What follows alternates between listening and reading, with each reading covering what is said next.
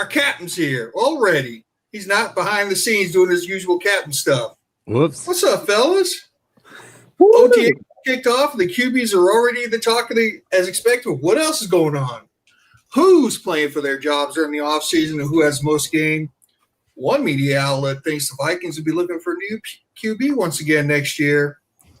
The GM search is nearing an end. Who will it be? Are the Vikings the best team to never win a Super Bowl? Oh, God, I hate that topic. Is it even bigger than that? But before we break the ice, a week from today, Friday, June 5th, we're going to be doing Skol-a-thon. It's about the Vikings charity, the Minnesota Vikings Foundation. We're going to talk about what they do. We're going to have a 12-hour podcast in a Skol and Chill type format. We're inviting people to join, talk about Vikings, Vikings Foundation. Any donations via Super Chat or Cash App that are received on that day will go directly to the foundation. And the Let's Go podcast is going to match the total donations up to $500. So let's break this ice. We always ask this one once a year. And now the free agency is pretty much done and the draft is over. The roster is pretty much taking shape. Who is one former Viking you would add to this roster? I'm going to go low-hanging fruit here. He was recently cut, and I think we need depth or a real legitimate starter at the safety position. I'm going to go Harrison Smith, I think. If we brought back even, if we're talking prime Harrison Smith, bringing him back in the safety room, I think we'd have a Super Bowl caliber team with an unknown at the offense going forward. Right now, I'm kind of worried about that safety room, especially in OTAs, watching Jordan Addison burn through a lot of our secondary to catch giant bombs. And they're just 9 fly routes. So I would rather see Harrison Smith coming back, a former Viking, which he is because he just got cut over the offseason. I'd like to have him back. Low-hanging fruit. That's a crazy one. Didn't even consider that, but you did say prime Harrison Smith, not 2025 Harrison Smith. Not 2025 Harrison Smith. Shaq, you muted, buddy. I know. I ain't said something yet, but if I was to bring player back, I'll piggyback off of what Cody, our secondaries, I'll say maybe the most questionable for going into this year. So I'll bring in prime Keith's favorite boy, Xavier Rhodes is closed.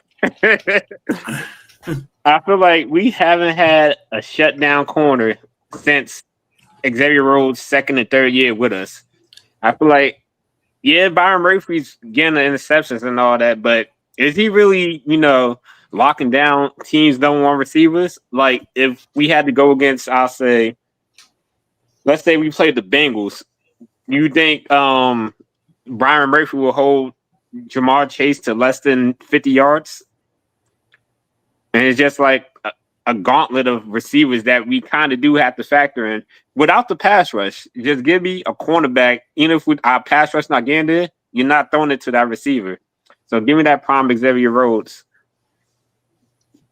That's a good one. And even though you joke, I did consider him.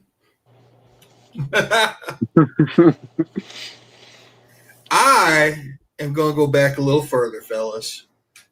I'm going to bring Warren Moon back. Because let me tell you something.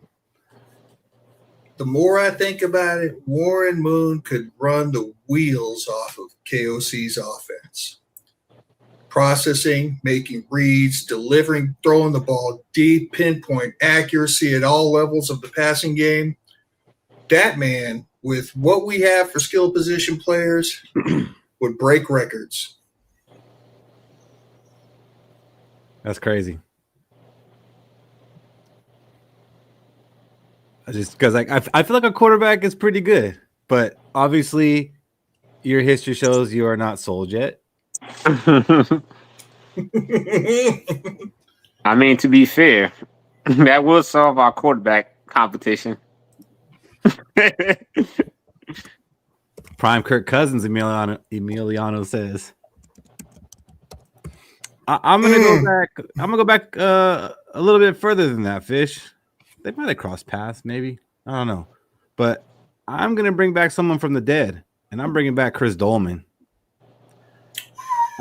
I am kind of worried about the outside linebacker position. Not 100% sold on Dallas Turner being the game wrecker yet.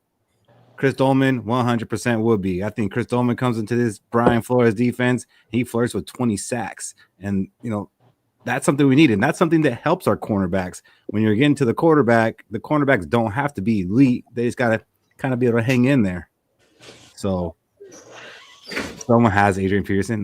No, Adrian Peterson. Not in KOC. I wouldn't touch That's too easy.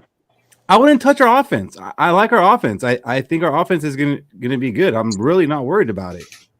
And plus, we always show Adrian Peterson love, Randy Moss love. We got to kind of, spread the love out for other Vikings players. I mean, I was gonna go Jared Allen, but I don't know about in the 3-4. So that's why I go. He played with the Chiefs on the 3-4. Yeah, but then he had to come to the Vikings. That's off the field issues. He had off the field issues. Yeah, randomly. Chris Dolman flirts with 20 sacks in this team, of this defense. Rinaldi says Alan Page. I was trying to, at least stick to a player that I've seen play. Yeah, Alan Page. But Rinaldi definitely saw Alan Page. I did not. I got another one. I think he's still playing. Danielle Hunter. I almost said it too, but instead of trying to be funny about it, I went with a real one. What about Teddy Bridgewater? Just some mid quarterback play, and I think we're making a run in the playoffs next year. We have so one of the people in our four said a Hall of Fame elite quarterback, and you're like, I want to bring a mid quarterback. Man, that's all we need after the quarterback play we saw last year. Cody, there's going to be time for you to say that. This wasn't the spot for that. I know you've been trying to get that out, but this wasn't the spot for it. Oh, it'll come. That's coming.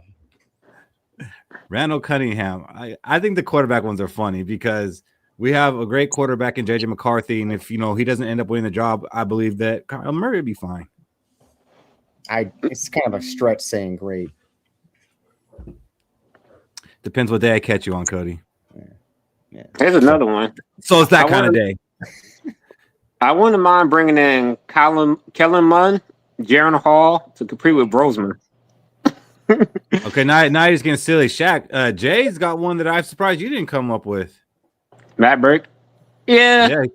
I mean, you've been the most concerned about the center position. It was the second choice for me. I had to go with corner because I missed the days when we had a legit shutdown corner. Shaq's just slowly falling in love with Blake Brandel at the center position. Don't let him fool you. It's a very cute moment, fellas. We got a Bears fan in here whose team finally made it to the playoffs, and he's doing the Detroit Lions thing.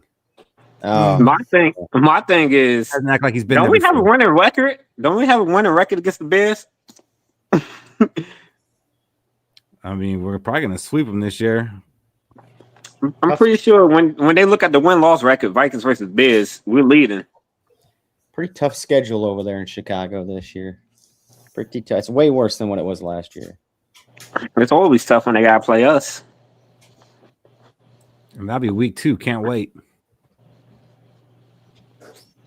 So at this time of year, not a lot of stuff in the news, but something that we've been talking about in our group chat a lot is about how Minnesota sports is kind of just seems cursed. It's been 34 years since a Minnesota team has won a championship in the 4 major sports of football, basketball, baseball, hockey. It kind of got me thinking. I think we've asked this before. Are the Vikings the greatest team to never win a Super Bowl? Yes. I mean, you got the Bills, Bengals, Falcons, Panthers, Cardinals, Chargers, Titans, Browns, Lions, Texans, Jaguars. I feel like the Vikings as a franchise are above all those teams. Yeah. Throughout my lifetime, it's really not a debate. Throughout my lifetime, most of those teams sucked. Besides the Falcons, who had moments here and there, Buffalo just got good since they got Josh Allen. The Browns are the Browns. Jaguars are the Jaguars. Titans, They had a chance when they had the run game and when they had Warren Moon early in his career. But other than that, they just been mid too.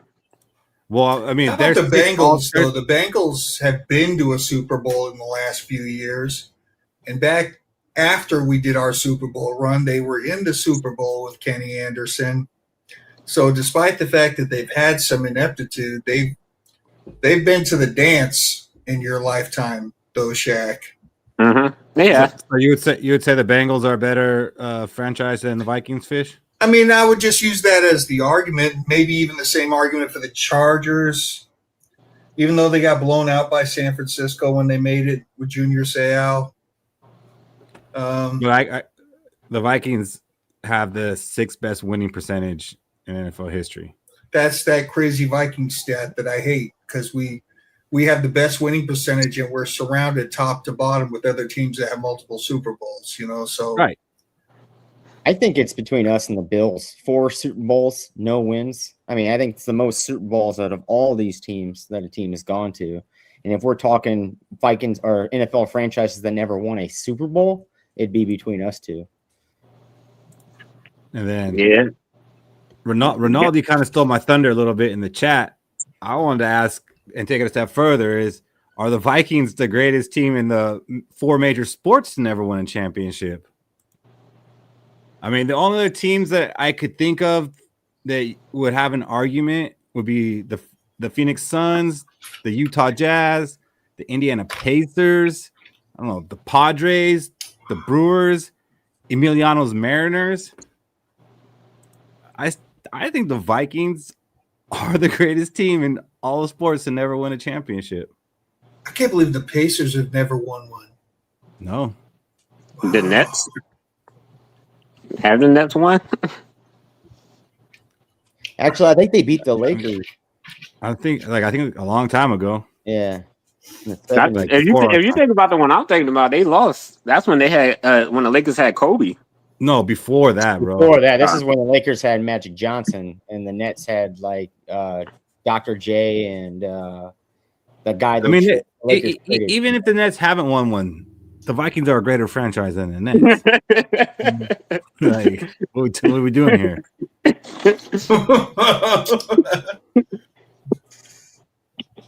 It's hard, especially with the Pacers, because you're talking Indiana, and Indiana is all about basketball. So it's like the weighing of what the sport is a big factor too. But Minnesota, I'll go Minnesota on this as one of the 4. Pacers a close second. Like it's been crazy that the Panthers, being a expansion team, made the Super Bowl more recently than us. Damn. Yeah. All right, that's enough depression. Into our next depressing topic. CBS Sports put out an article naming the 7 teams most likely to need to draft a quarterback in 2027. Cardinals, Browns, Jets, Steelers, Falcons, Dolphins, Vikings. Do the Vikings belong on this list with those teams I just mentioned? Do the Vikings belong on that list? 100%. Why? Because we don't know what Kyler Murray we're going to get. Are we going to get 2021 Kyler? Or are we going to get 2023, 24, 25 Kyler? It's been a while since he's been a really good quarterback through the whole year. And most of the time he falls off the last 6 games of the year, right? And then J.J. McCarthy, we might be sitting with a bust with the kid, right? And then how much time does he got to finally develop and be a legit starting quarterback in this league? I don't know.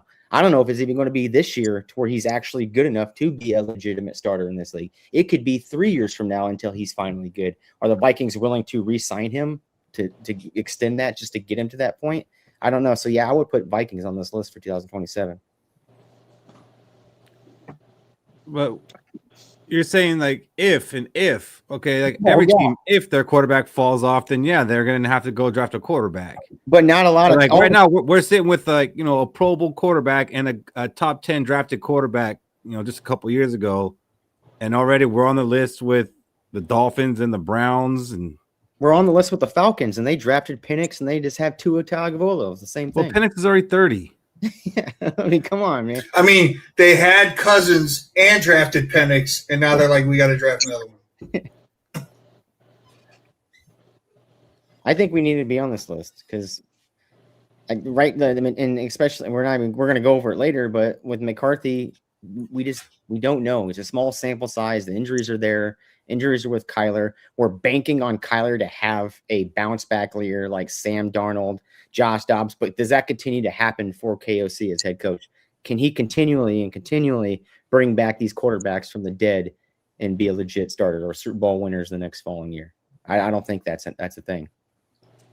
I mean, do we even give a young quarterback a chance to be a franchise quarterback, though? So what's the point of going out and drafting one? And Bob Sweet, I agree. Draft one every year, but you don't go draft one first round every year. And he's getting the chance this offseason right now. And then I heard it's not even close. Everybody heard it's not even close. So here's the thing, right? We said this when we drafted JJ, right? Is we take a swing, we give him a shot, we miss, we try again, right? Well, this is year 3. We should be able to see something out of McCarthy. I get it. The situation is not ideal with Kyler Murray coming in to be able to really give him a shot in case he can't win the job. But I think he'll have a chance anyway. So if he can't do what we need to do, it would be the best opportunity for us to draft a quarterback because this is supposed to be a quarterback-rich draft again, right? Yeah. So I'd hate to if he ain't gonna get it, then I would hate to not pull the trigger in the next draft and then go to 28 where there might not be the type of talented quarterback as there are in this one. Pulling for the kid, hoping the kid does well, but I can only do that so much. I'm going to stay a little reserved right now because, yeah. And there's going to be a lot of quarterback talk tonight. But I do think it's a little bit crazy that we're on this list because we do have J.J. McCarthy. And even without J.J. McCarthy, we do have Kyler Murray. So, we have probably a pretty good option at quarterback next year. Maybe it's Kyler Murray. This isn't just about J.J. McCarthy. It's we potentially have a top 10 starting quarterback right now on this roster. You think Carson Wentz could really do that? No, Carson Wentz would probably be right outside the 10. I mean, I really think I'm actually higher on Carson Wentz right now than I am the first two. I don't know how much more I could put up with this fish. It's a long off season, sir. I wonder. It is, and you're testing me here. Well, we are in school. I'm sitting over here. You're sitting over there. I'm about to teach you a lesson. I wonder what happens if Murray is lights out for the first 6 or 7 games before the trade deadline. If he's really, really good, I wonder what happens to McCarthy at that point. We could trade him at the deadline, and if Murray ends up being too expensive, we can again be one of the most likely teams to draft a quarterback. T-Bass, you're out of your mind. Again, I'm telling you all, Carson Wentz will start the most games this year for Minnesota. That would be a travesty. Yeah, it'd be something tragic happened if that ends up being the case. That means we got the playoffs by week 6. No. Then I'm like, you know what? We did belong on that list of needing to draft a quarterback. But as of right now, I don't believe we should be on that list. I'm still a firm believer that if you lose your starting quarterback, your season's done. I mean, even as a Vikings fan, I think we're just so in tune of losing starting quarterbacks and our backups taking us to the playoffs that it's natural. It's something that we're just used to. And we're like, oh, yeah, we can win with our backup. I don't think we can win with our backup anymore. I don't think many teams are winning with their backup quarterbacks. There's That's none. all of our down seasons have been with backup quarterbacks.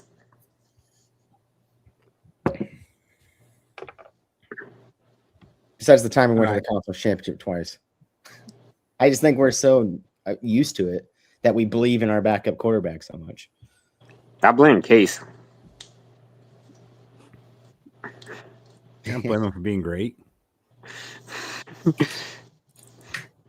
System quarterback, not a bad thing.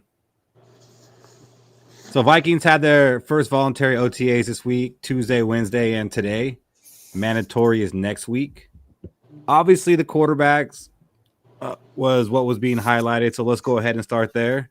Vikings wanted to light a fire under JJ McCarthy, and it seems like they did. He's obviously carrying a chip on his shoulder, and he's not going down without a fight, even if it's not a fair fight. He seems and he looks pretty motivated out there. He took first team reps, went 4 for 4 on the first day of OTAs, hitting Addison deep on the sideline.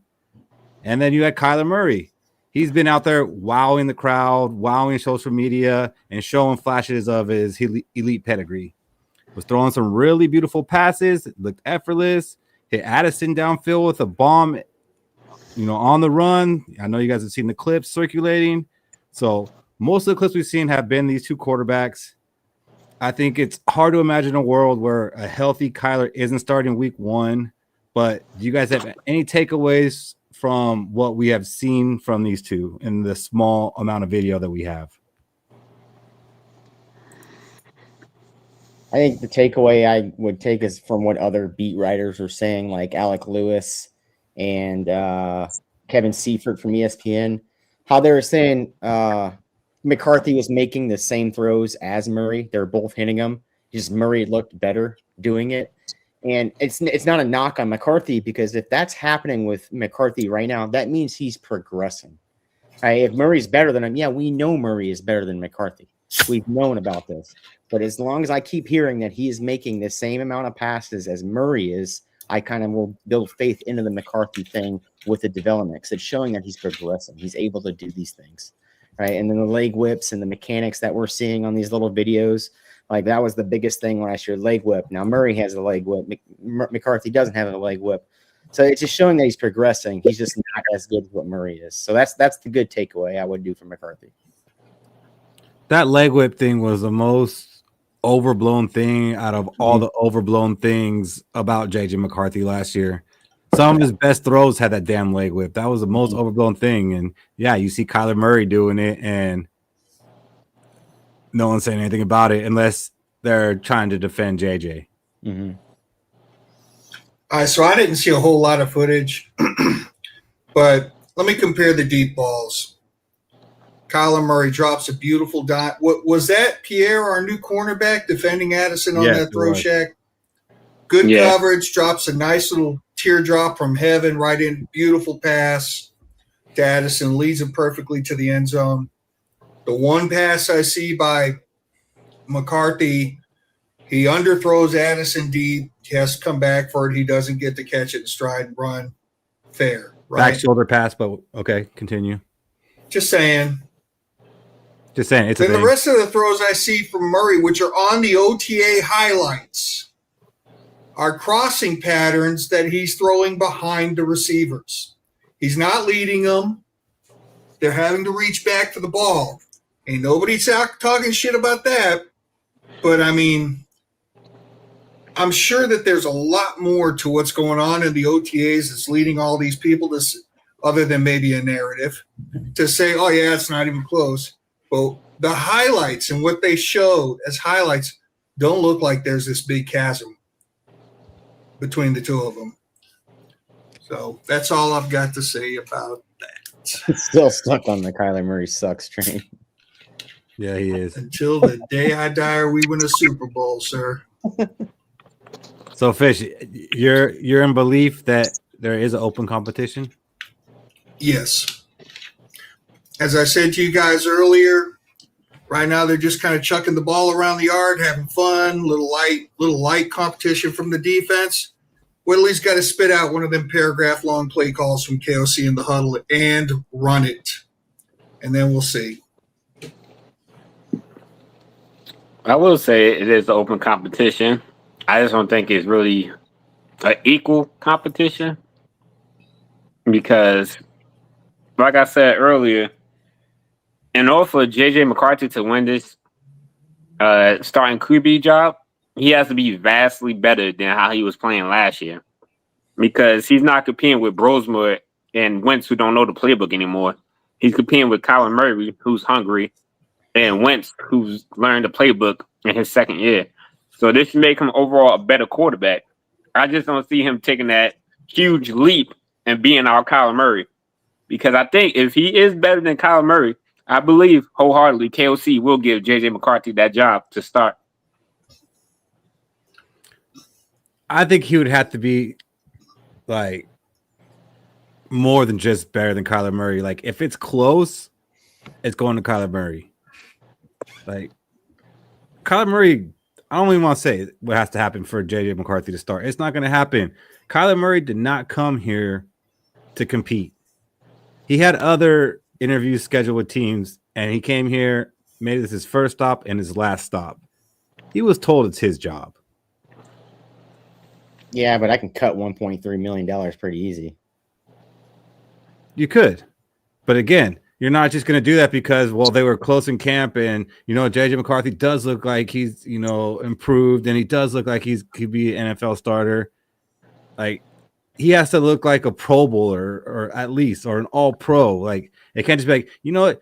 He did look a little better than Kyler. Kyler had, some, nicer touch on his passes, but JJ seems to understand the playbook better, seems to make better reads. It's not just going to be like that. It's like he's got to be miles better than Kyler Murray to even get that chance.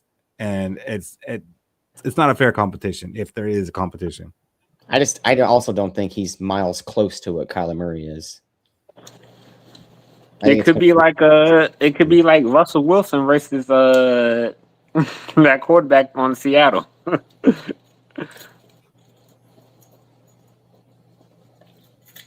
There you go, Fish.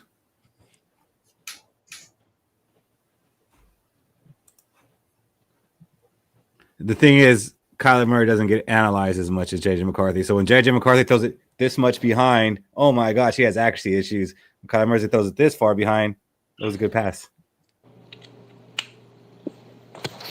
As long as it's not 6 yards behind or some shit like that for McCarthy. We just gotta criticize him like how we criticized Kirk Cousins. Well, that'll happen during the year.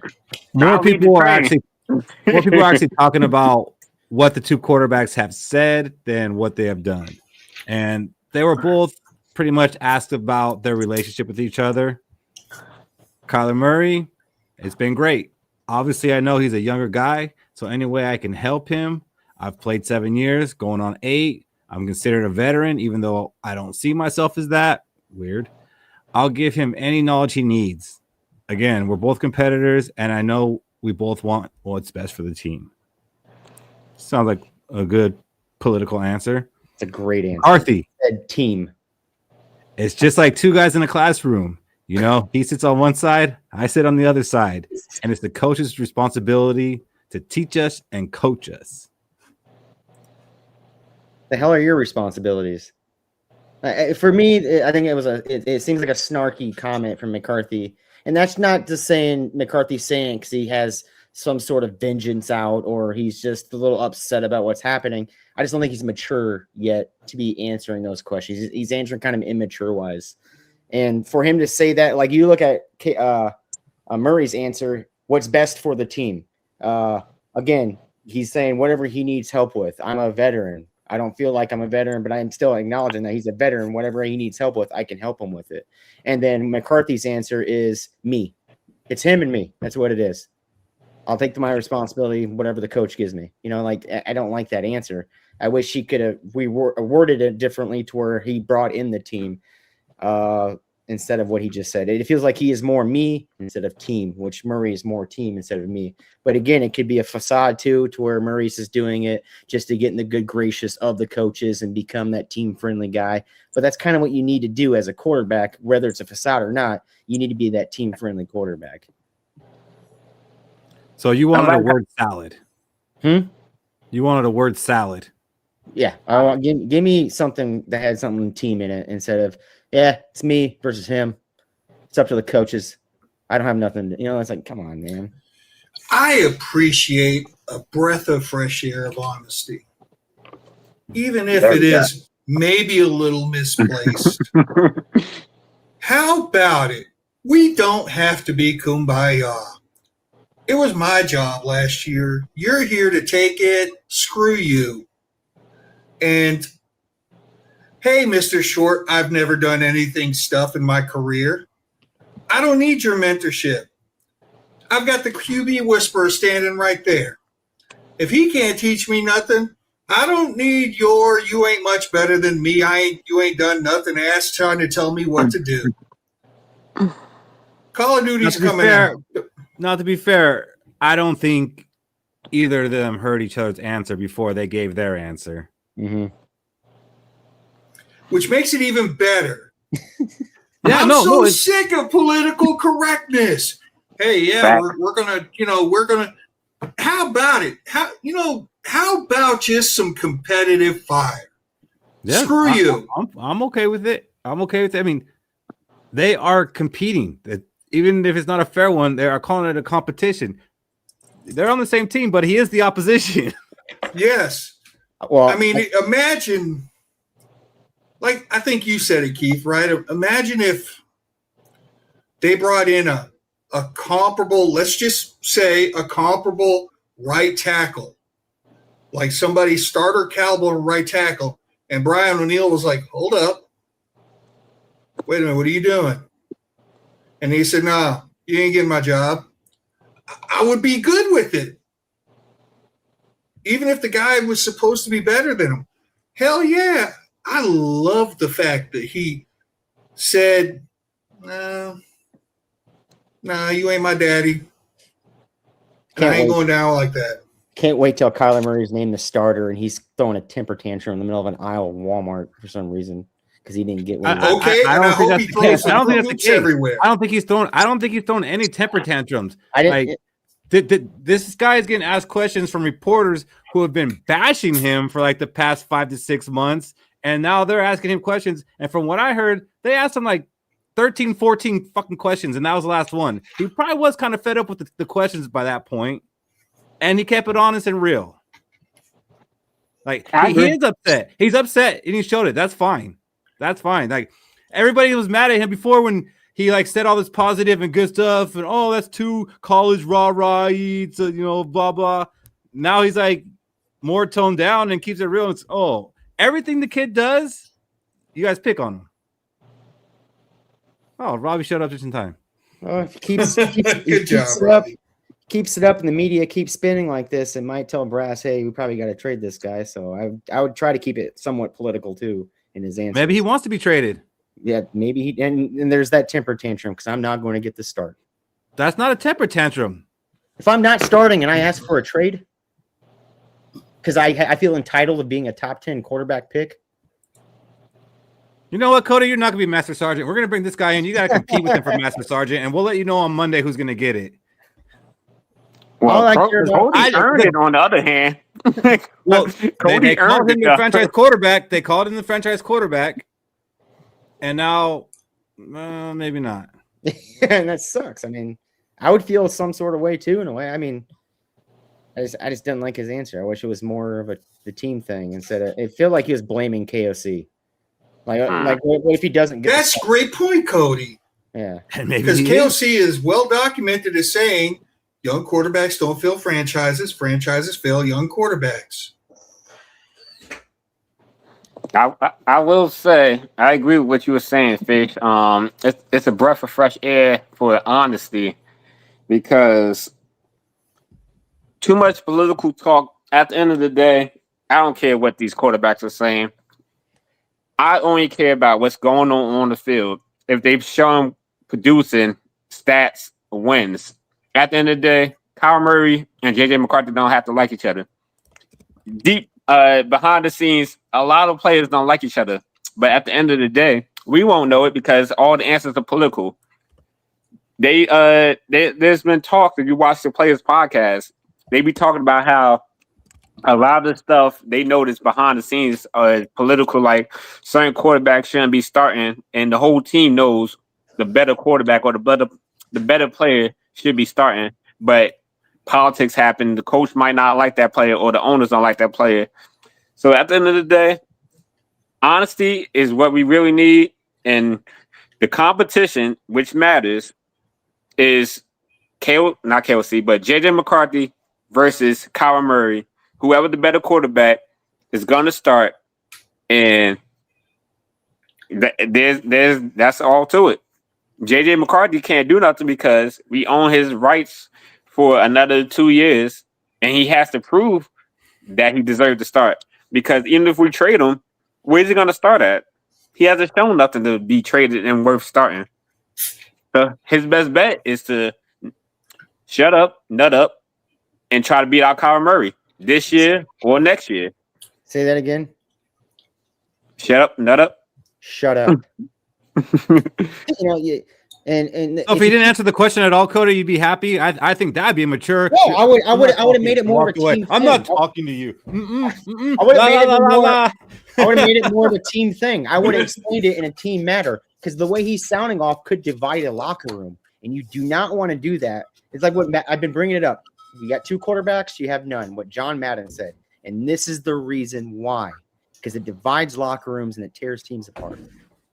That's not why. It's because if you have 2, that means you don't have one, because No, you have none. If You have had 2, one. you have none. It doesn't. It's not because it divides locker rooms. Look it up, brother. They actually have Well, 3. Cody, then the fault is with the Vikings organization for bringing Kyler Murray in and not trading him. I will say, It ain't his fault. They could have traded him. Or just be a team player. Yeah, I know I'm the backup. But how does that? If you got any competitive, that's not what I want to hear from the guy I'm considering to be our franchise quarterback. Or maybe, hey, yeah, I still have lots to learn out there. Whatever's best for the team. They put the best man forward. No, there's no best for the team. Anything. It's just me. The question wasn't about the team. It was about how is your relationship with that person. It wasn't about how are you two coming together for the team, or do you think this competition is good for the team? It was, what is your relationship with that person? I'm learning off of the guy. He's a veteran. But maybe he's not. Maybe Kyler isn't even talking to him. Kyler gave a political answer, though. I didn't see Kyler Murray at the Wild games with the rest of the team. I didn't see Kyler Murray at the softball game with the rest of the team. How do you know that Kyler Murray is what he is saying he is? I just think we're so in love with JJ McCarthy that we're blinded by the fact that he isn't blinded by the fact because I'm not mad that he didn't kiss ass. I think that we're blinded by the fact that Kyler Murray, who just joined the team, has demonstrated nothing other than what he just said as an obvious PC answer to a question. And we're mad because JJ McCarthy said that's a bunch of bullshit. This is partly true by Dale. The whole reason that Kyler Murray is here is because he got beat out by Brissett. And that is true. Because once Kyler Murray came back healthy, he sucked. And they put Brissett back in. I don't know if that has to do with this conversation, but that is a fact, Dale. I think he was just and the reason he's here upset. is because he's $1.3 million. If Kyler Murray would have cost $30 million, he would not be a Viking right now.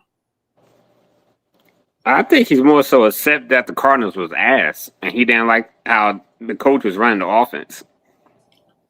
Wait till he finds out about this coach. Yeah, but he got cut. He didn't not re-sign with them. But talk about a temper tantrum, Shaq. All right, we'll fucking find out. Isn't Jacoby Brissett throwing a temper tantrum? He did too. He's like, I won y'all 2 games. I'm holding out. Yeah, pay me my money. You get a tantrum. You get a tantrum. Everybody gets a tantrum. I'm a fantasy superstar, baby. Jacoby Brissett. So let me ask this, Cody. Are you excited for Kyler Murray this year? Yeah, I'm excited for whoever the best quarterback is going forward this year. If the quarterback can bring the team together and come as one, that's the no PC answers. Michael Fish, are you happy to have Kyler Murray as a quarterback this year? Absolutely gives us the best shot at a top 5 draft pick in this quarterback-rich class. I don't like that one either. Shaq, you're my last hope. Are you excited to have Kyler Murray as a quarterback this year? Of course. I didn't bring it up before, but the reason I'm a little mad at JJ McCarthy is because when I went to Skol Fest, had the time of my life in Minnesota, and I went the next day and saw some trash ass JV offense. I was pissed. You had a sprained ankle, man. Not before the game. No, but it happened like in the second quarter. It happened like in the second quarter. Oh man. Oh man. So Hold on. Stop the presses. Now Uncle calls him the kid. Oh. But so when you said it's okay, when I said it's not okay. See how that works? I'm just saying, I'm excited. To run the offense that KOC wants to run. I know people saying Kyler Murray don't fit the offense, but he kind of does because he likes to throw it deep and he's mobile enough to extend plays. Let's see what we got. 14-3. Come on, Dale. He asked who wins in a fight, Kyler Murray or JJ McCarthy. Obviously, Kyler Murray's going to win a fight. That man looks pretty jacked right now. I'm almost on the board with Fish with get rid of that alter ego of 9. Like, I don't want to hear 9 speak to anybody or in facial expressions. Like Fish, I don't think we've heard him mention that since fucking week 2 of the NFL season. Yeah, it's just his maturity level. That's the 9. His maturity level is the 9. He's not there yet. You know what, Cody? I bet you if I go back and watch clips of after the day after he said that, you were all about it. I know I was all about it, but I just said then. I'm on Fish's boat now. I just said I'm on Fish's boat now. I'm still on it because I feel like a lot of players have alter egos that they use. He's just the one who actually gave his alter ego a name.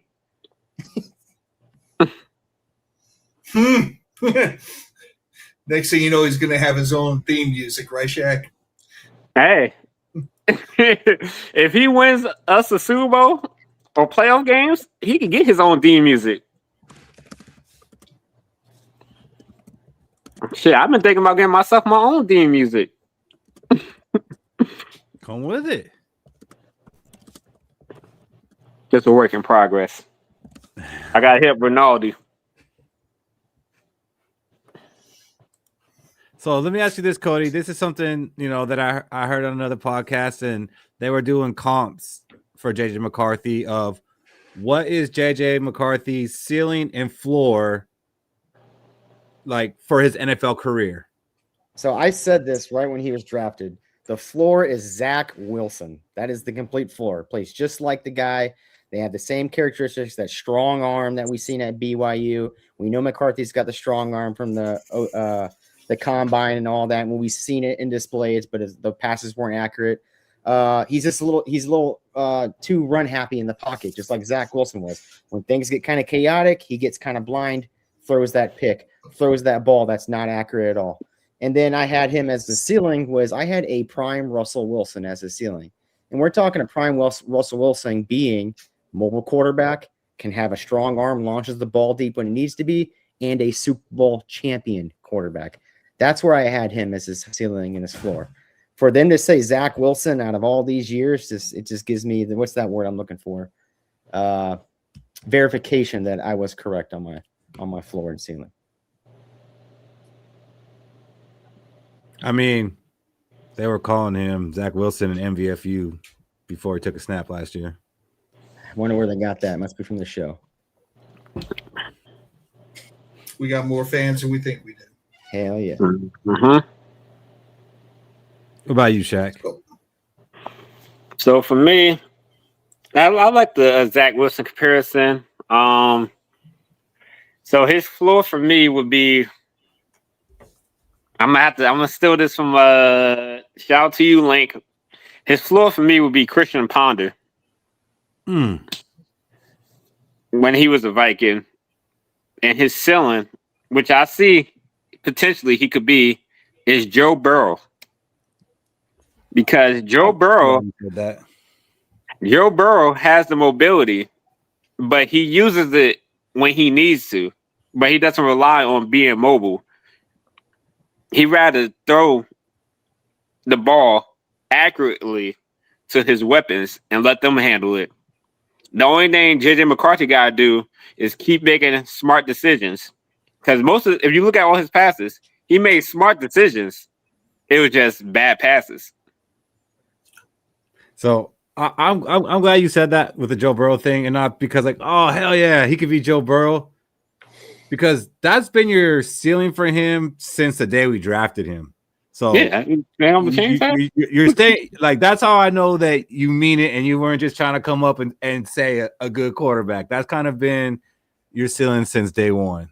So I was because like, they basically the same play style. Joe Burrow runs. He's going to extend the play. He's not going to run unless he has to, and he's going to throw the ball wherever he needs to on the field. It's just JJ McCarthy got to get to that accuracy level. And when Joe Burrow entered the league, he was like 24, 25 years old. Yeah.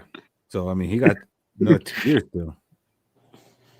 So. And that is something I worry about, that he goes somewhere else and right when he hits his start of his peak. Which brings me to my comp for him. I think the floor for JJ McCarthy is Carolina Panthers Baker Mayfield. Oof. I think his ceiling is Tampa Bay Buccaneers Baker Mayfield. And I think you can win with Tampa Bay Buccaneers Baker Mayfield. So, I mean, I think a lot of the attitude has to do with it too, but I also see the play style and wanting to go and truck a defender. That's like Baker Mayfield style. Like, he's got the same kind of tenacity. He's got a little bit of an edge to him. So it's kind of like the attitude and the gameplay. But I mean, if he doesn't ever really get the chance, he's playing a little bit here and there, it'd be more like the Panthers, Baker Mayfield. Let's go, Fish. Why is he gonna be like Warren Moon? Just out of curiosity, Keith, that lesser podcast that you heard mention it, what do they say his ceiling would be? Well, they all had their own, but one person said Jeff George. What an amazing thought that would be, because what was Jeff George? He was a temperamental, argumentative, highly talented quarterback. You can really spin. That's a great ceiling right there, Betty. But let me concentrate on my floor. My floor for JJ McCarthy is Sam Darnold. That's the floor? Mm-hmm. I like that floor. Because think about the beginning of Sam Darnold's career. Interceptions, didn't have a coach who knew what to do with them, couldn't develop him properly, just couldn't quite get his feet underneath him. I still remember seeing Sam. I don't know why I watched it, seeing Sam Darnold's first game he ever played for the Jets, and his first throw was a pick. And I said, that man's going to win 3 Super Bowls. I hope so. I'm just saying, look at Sam Darnold's career where it was just, awful because of, whatever. So I think that's a good floor for JJ McCarthy. And I would love to see him attain Jeff George status. Just be such a delight to answer to the reporters with brutal honesty, push back on his coach, and just light the damn air up with the football. So Darnold's career began with the godforsaken Jets, and McCarthy was trying to buy talent. To be fair, JJ McCarthy finished the season pretty strong. He's only played 10 games, and he won 6 of them. So, I mean, yeah, there was like a couple of duds in there, which should be expected from a young quarterback, but he finished the season strong. I wish he was strong in the Falcons game. I wish he was stronger against better defenses. Or just the Falcons game.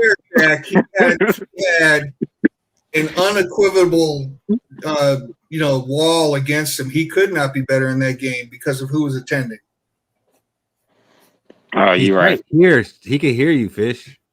Oh, you funny.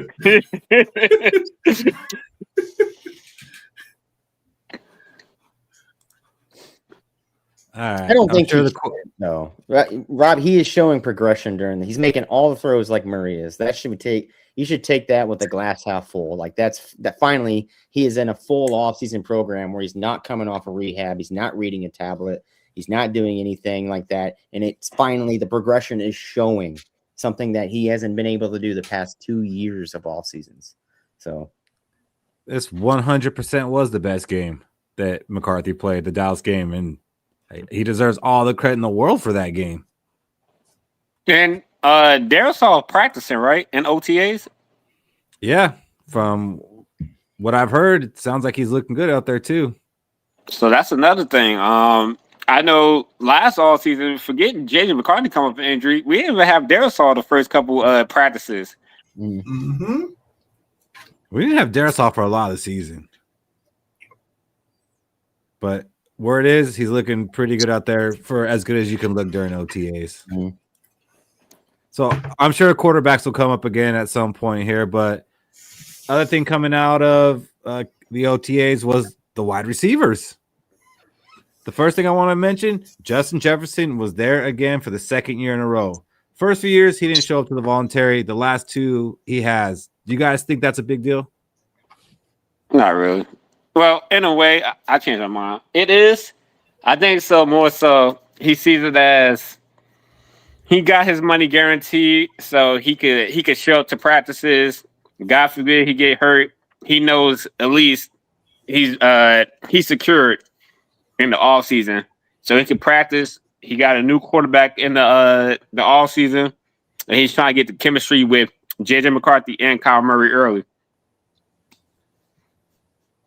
What about you, Cody? Think it's a big deal that he shows up? I don't think it is much of a big deal. He shows up. I mean, it's good for him if he does. Good for him if he doesn't. You know, I mean, you already solidified yourself a superstar. I get it. There's brand new quarterbacks out there. And this is what the second, I think in the first OTAs, he missed the first couple days when Sam Darnold came here and then came in to run with Sam Darnold. So he shows that he's been here every time we get a new quarterback or a new starters on our position. So good for him on that. He realizes, oh, I got a new guy throwing me the ball. I should probably be there during these OTAs catching that ball. So good for him on that end. So you don't think it's good that as a leader, he's showing up when he doesn't have to and setting an example and being for the team and doing it for the team. But when JJ McCarthy doesn't mention the team, he's an asshole. Well, become a superstar, JJ McCarthy. So you're more of a is. Jefferson fan. You're more of a Jefferson fan than an actual Viking fan. I think it's a big deal for the team that he's there. Not saying that Justin Jefferson needs to be there because he needs the reps. Just the fact that he's there and setting the example. Yeah, but I don't. Is he out there running plays with Addison and Ty Felton? He's there. I don't know. I haven't been to the OTAs, but I've seen him there, and that matters. Mm-hmm. I mean, what's more? Is he a captain of the team? Yeah, he is. Lead by example. Be there. Do you think he should be there just standing on the sideline watching, or should he actually be out there running with the guys playing? I'm okay if he's standing on the sideline and maybe doing a little coaching. Yeah, I was just about to say that. Talk to the quarterbacks to basically build that chemistry, see like what's going through his mindset during certain plays, so he can understand when it comes down to live action. Because once it's game time, it's going to be hard to get into the quarterback's head because you got the fans yelling. You got the coach over here worried about trying to get the win. So the best time to get all this done is right now. Yeah. There was a disconnect between him and McCarthy last year, too. I mean, he just wasn't the go-to guy for McCarthy last year. And, hard thrown balls, not properly placed, whatever, drops when they hit him in the hands. Anything and everything with K3 and with JJ, and even to a certain degree with Carson Wentz, any type of rapport he can build to try to get everything as good as possible is appreciated. And as a captain of the team, him being there to set a good example for the other members of the team helps keep that locker room. I just hope Jefferson doesn't get another injury during training camp. I wonder if he's missing OTAs because he knows the workload from OTAs and heading the training camp might have caused him injuries during training. I would hate to think the only time he runs is like in September through January, and then he's got his own. He doesn't work out at home and stuff like that or anywhere else. Like he can pull a hamstring anywhere, Cody, just working out. Yeah. So if that's your concern, it's stupid. Oh, I mean, it's like Tom Brady. He has his own fucking workout group, and he's just fine. Play football to 44 or some shit like that. Yeah. But we got you can get hurt. You can get hurt doing that too. So if your concern is, I don't want him to get hurt, it's a dumb concern. Okay. Speaking of it's like fuck.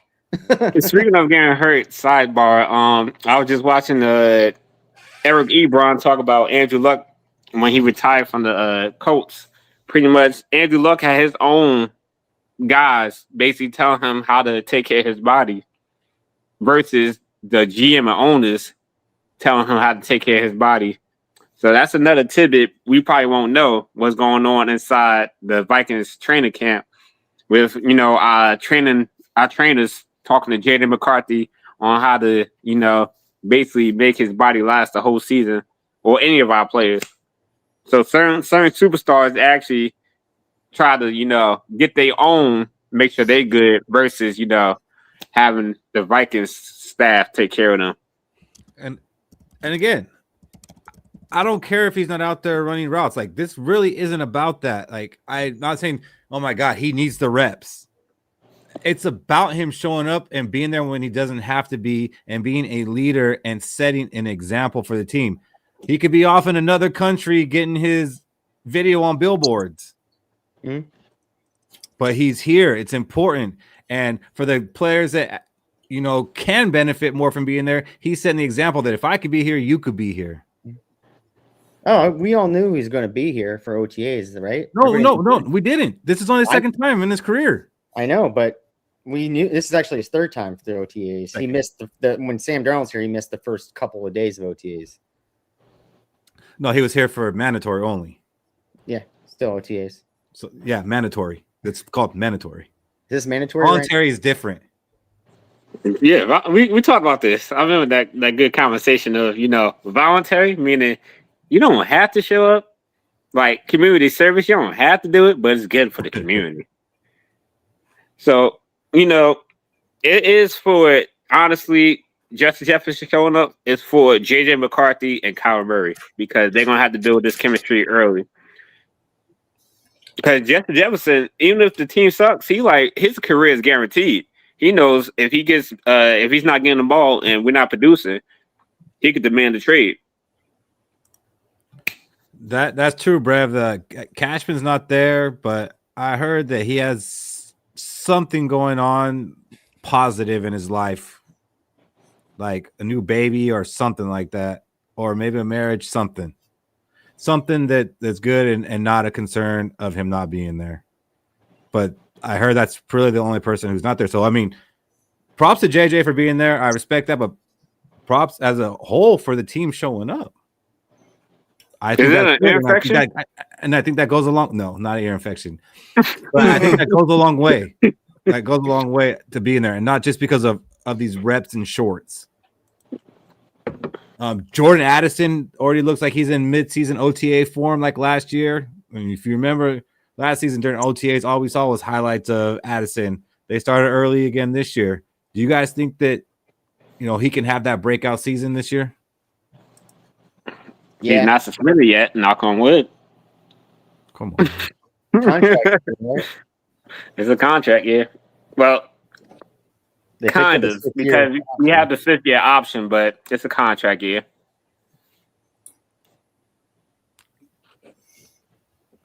Cody, do you believe that we can get that breakout year? I know you've been itching for it.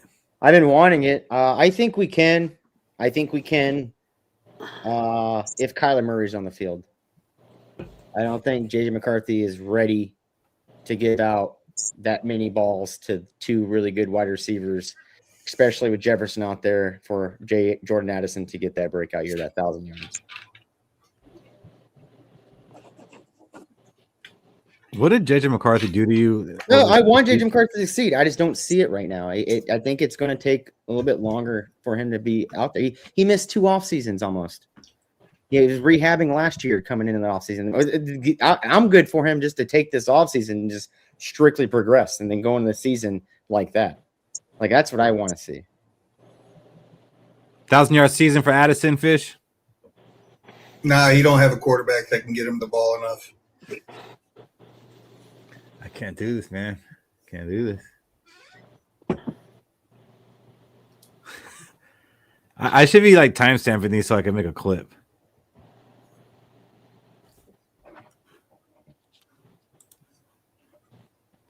I think this is a big season for him. I think he gets his first 1,000-yard season, and I think I'm gonna say 10 touchdowns. I think he gets the 1,010.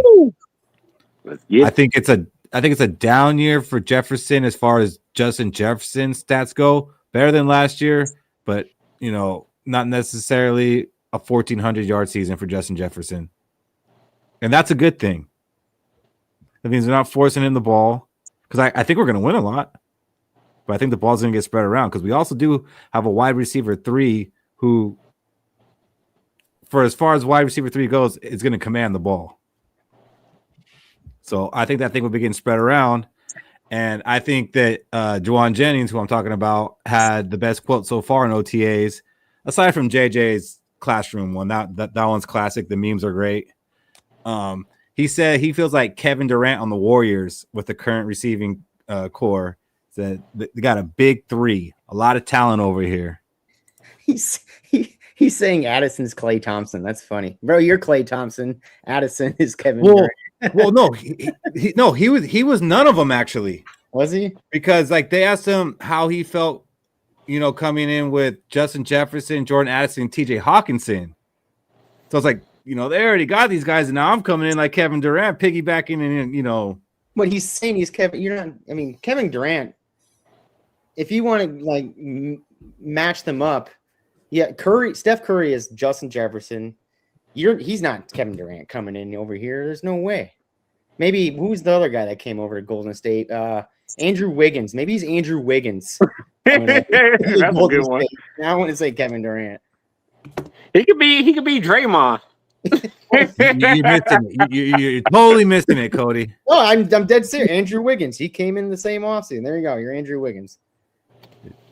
Didn't come in the same. But I get the big 3. I get the big 3. But I just want to say I'm Kevin Durant. He could be like Kevin Durant. He didn't say I am the Kevin Durant of Minnesota Viking football. He didn't say that. So he feels like Kevin Durant, which means he came to an already stacked team and made it better. Okay. He could be Amari Stoudemire when he went to the Knicks. Y'all remember a couple of years ago when Thielen landed in the Panthers organization and said some nonsense about this is the most Super Bowl ready team I've ever been on. The best quarterback you ever played with? He said some stuff like that.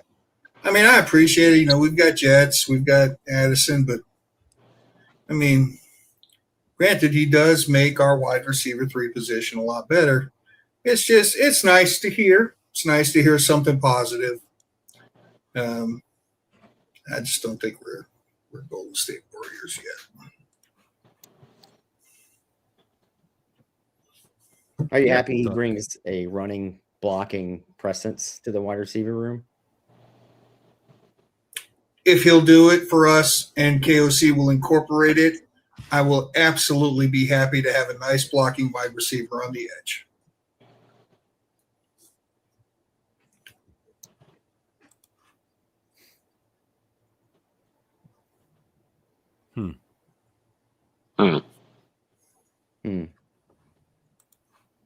Oh, you guys just took all the wind out of my sail. Why? Let's get the wind blowing. All right. Does this wide receiver room have a resemblance to 1998's wide receiver room? Not even freaking close. Yeah. I don't know. Deficient at every single 1, 2, and 3. All right, the wind is really on now. I think it's the best wide receiver core that we've had since 1998, and I think they'll put up similar numbers. I can get on board with that. But not similar numbers to 98. I'm just saying best since 98. Absolutely. I still I feel would like they say gotta be that. better than Diggs, Thielen. Yeah, Well, I was just about to say, I think think Jefferson and Addison, but because of Jefferson, is better than Diggs and Thielen. It's absolutely the best since 98, and it's going to have that 3D feeling. I mean, Juwan Jennings kind of looks like a Jake Reed clone.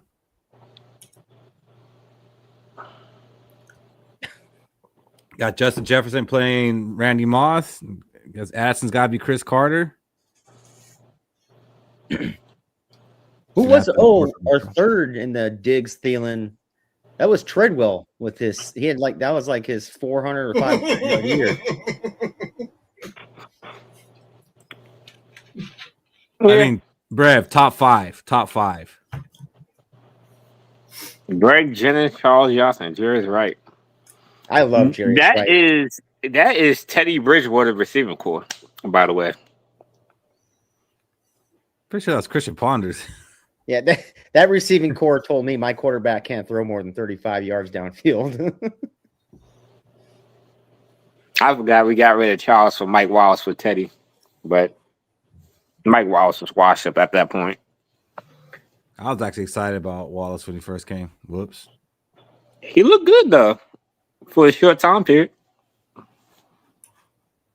What do you think are realistic numbers since we're going over Addison's 1,000-yard, Jefferson not having a Jefferson year, but he's going to have a good year still, and Juwan Jennings? What are the numbers you're expecting out of each wide receiver and just yards wise? So that way we got a kind of a good threshold of how the offense will run this year. 1,100 for Jefferson, about 800 for Addison, and about 500 for Jennings. Damn. 13 for JJ. A little over 1,000 for Addison. 650 for Juwan. Yeah, I'm with you, Keith, on that one. I think 600 for Juwan in this wide receiver group to rival 98. Juwan Jennings needs that 600, and both those other receivers need 1,000.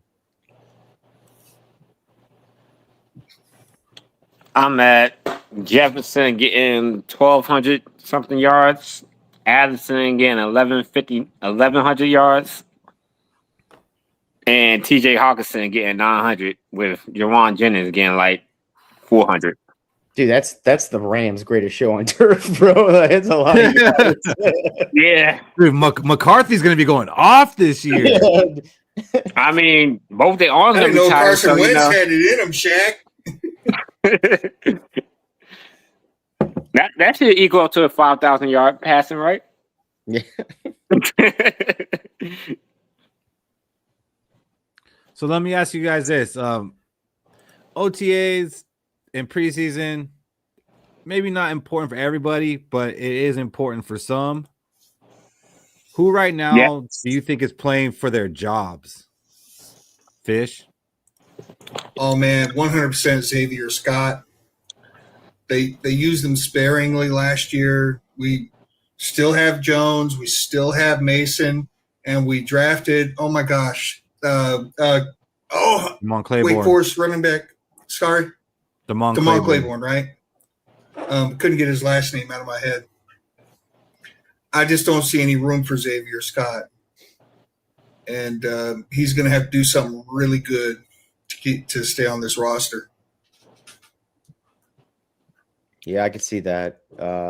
They drafted Damon Claiborne. They brought him in for the workouts for a reason. I think they were super thrilled getting in the 6th round. I think every analyst and draft mocker out there was thrilled that Minnesota got Claiborne in the 6th round. So they're like, why did he even fall that far? So, yeah, Xavier Scott's definitely on the chopping block. Definitely.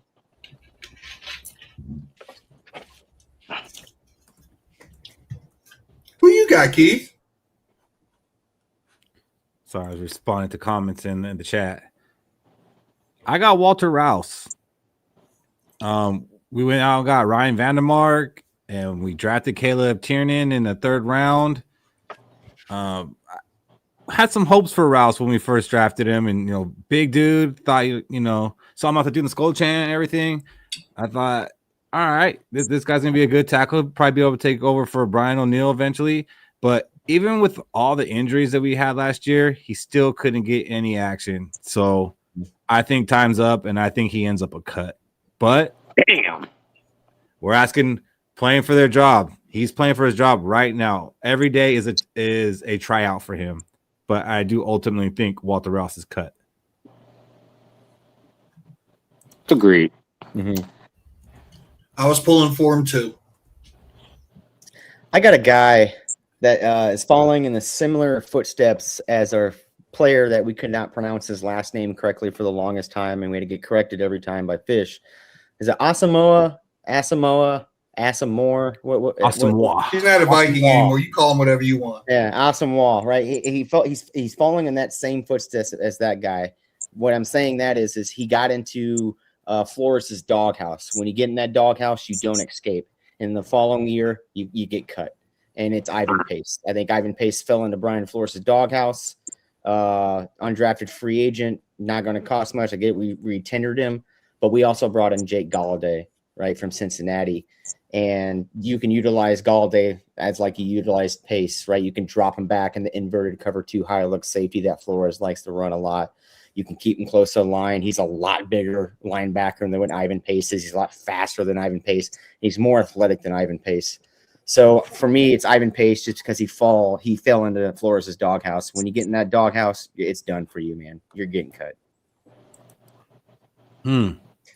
I could see it. I was actually surprised that we tendered him. I think they were thinking that somebody was probably going to pick him up, and they ended up getting like a 5th round draft pick out of it.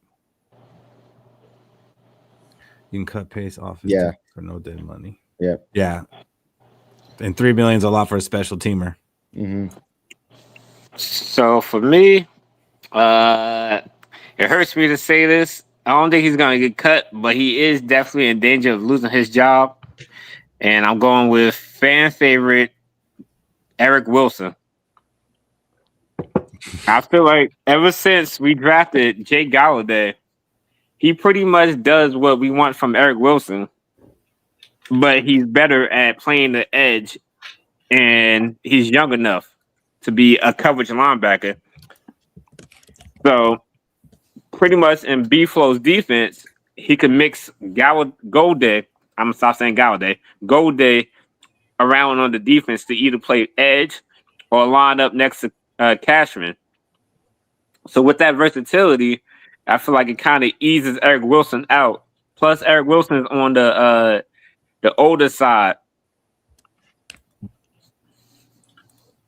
I disagree, Brev. I think Golday is going to be our rookie of the year. But I don't agree that Eric Wilson's job's in jeopardy. I think Ivan Pace is the one in jeopardy there. You don't have a start. And he'll fill a slide right in Galladay. Galladay will sit behind Ginkel and then be in that 3rd rotation for middle linebacker.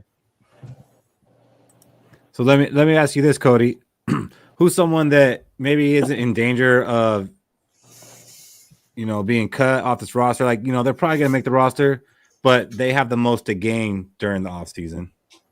Oh, it's the rookie safety from Miami that we drafted.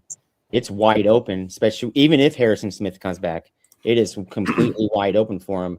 And it's almost like he fell into the spot, in my opinion. If he shows that he is good during this training camp and offseason, we might not even need to bring back Harrison Smith, right? And that saves money towards the cap. Because if you want to bring Harrison Smith back, I don't think it's going to be on a cheap deal. If you want to pull him out of retirement, it's going to cost you a little bit than what we're thinking. So I think it's that safety out of Miami. He has everything in the world. Yeah, Jacoby Thomas.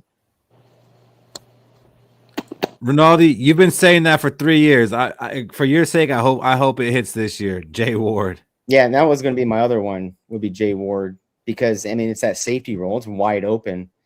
I thought about it and I just thought, man, that rookie. I think he's better than Jay Ward, and I think he does get that spot. Who you got, Fish? I'd like to alleviate a lot of Shaq's concerns. Blake Brandel stepped into the center position midseason last year. As far as we know, had never played a snap as a center, played well. Like the offensive line solidified. He was not a detriment to the offensive line at all. He did well. And now he gets to have an off season. Once again, thrust into that position he never played. Now maybe he can probably expand on it. Maybe learn how to, call out coverages, take that off of the QB's, plate, recognize defensive fronts, and do all that stuff. He's experienced now at all positions in the offensive line. He's played them all for us. That's good for his versatility, but that also helps us out if he shows that he could be a fairly long-term solution at that position, because he's sort of been all over the place and he's been like this jack of all trades.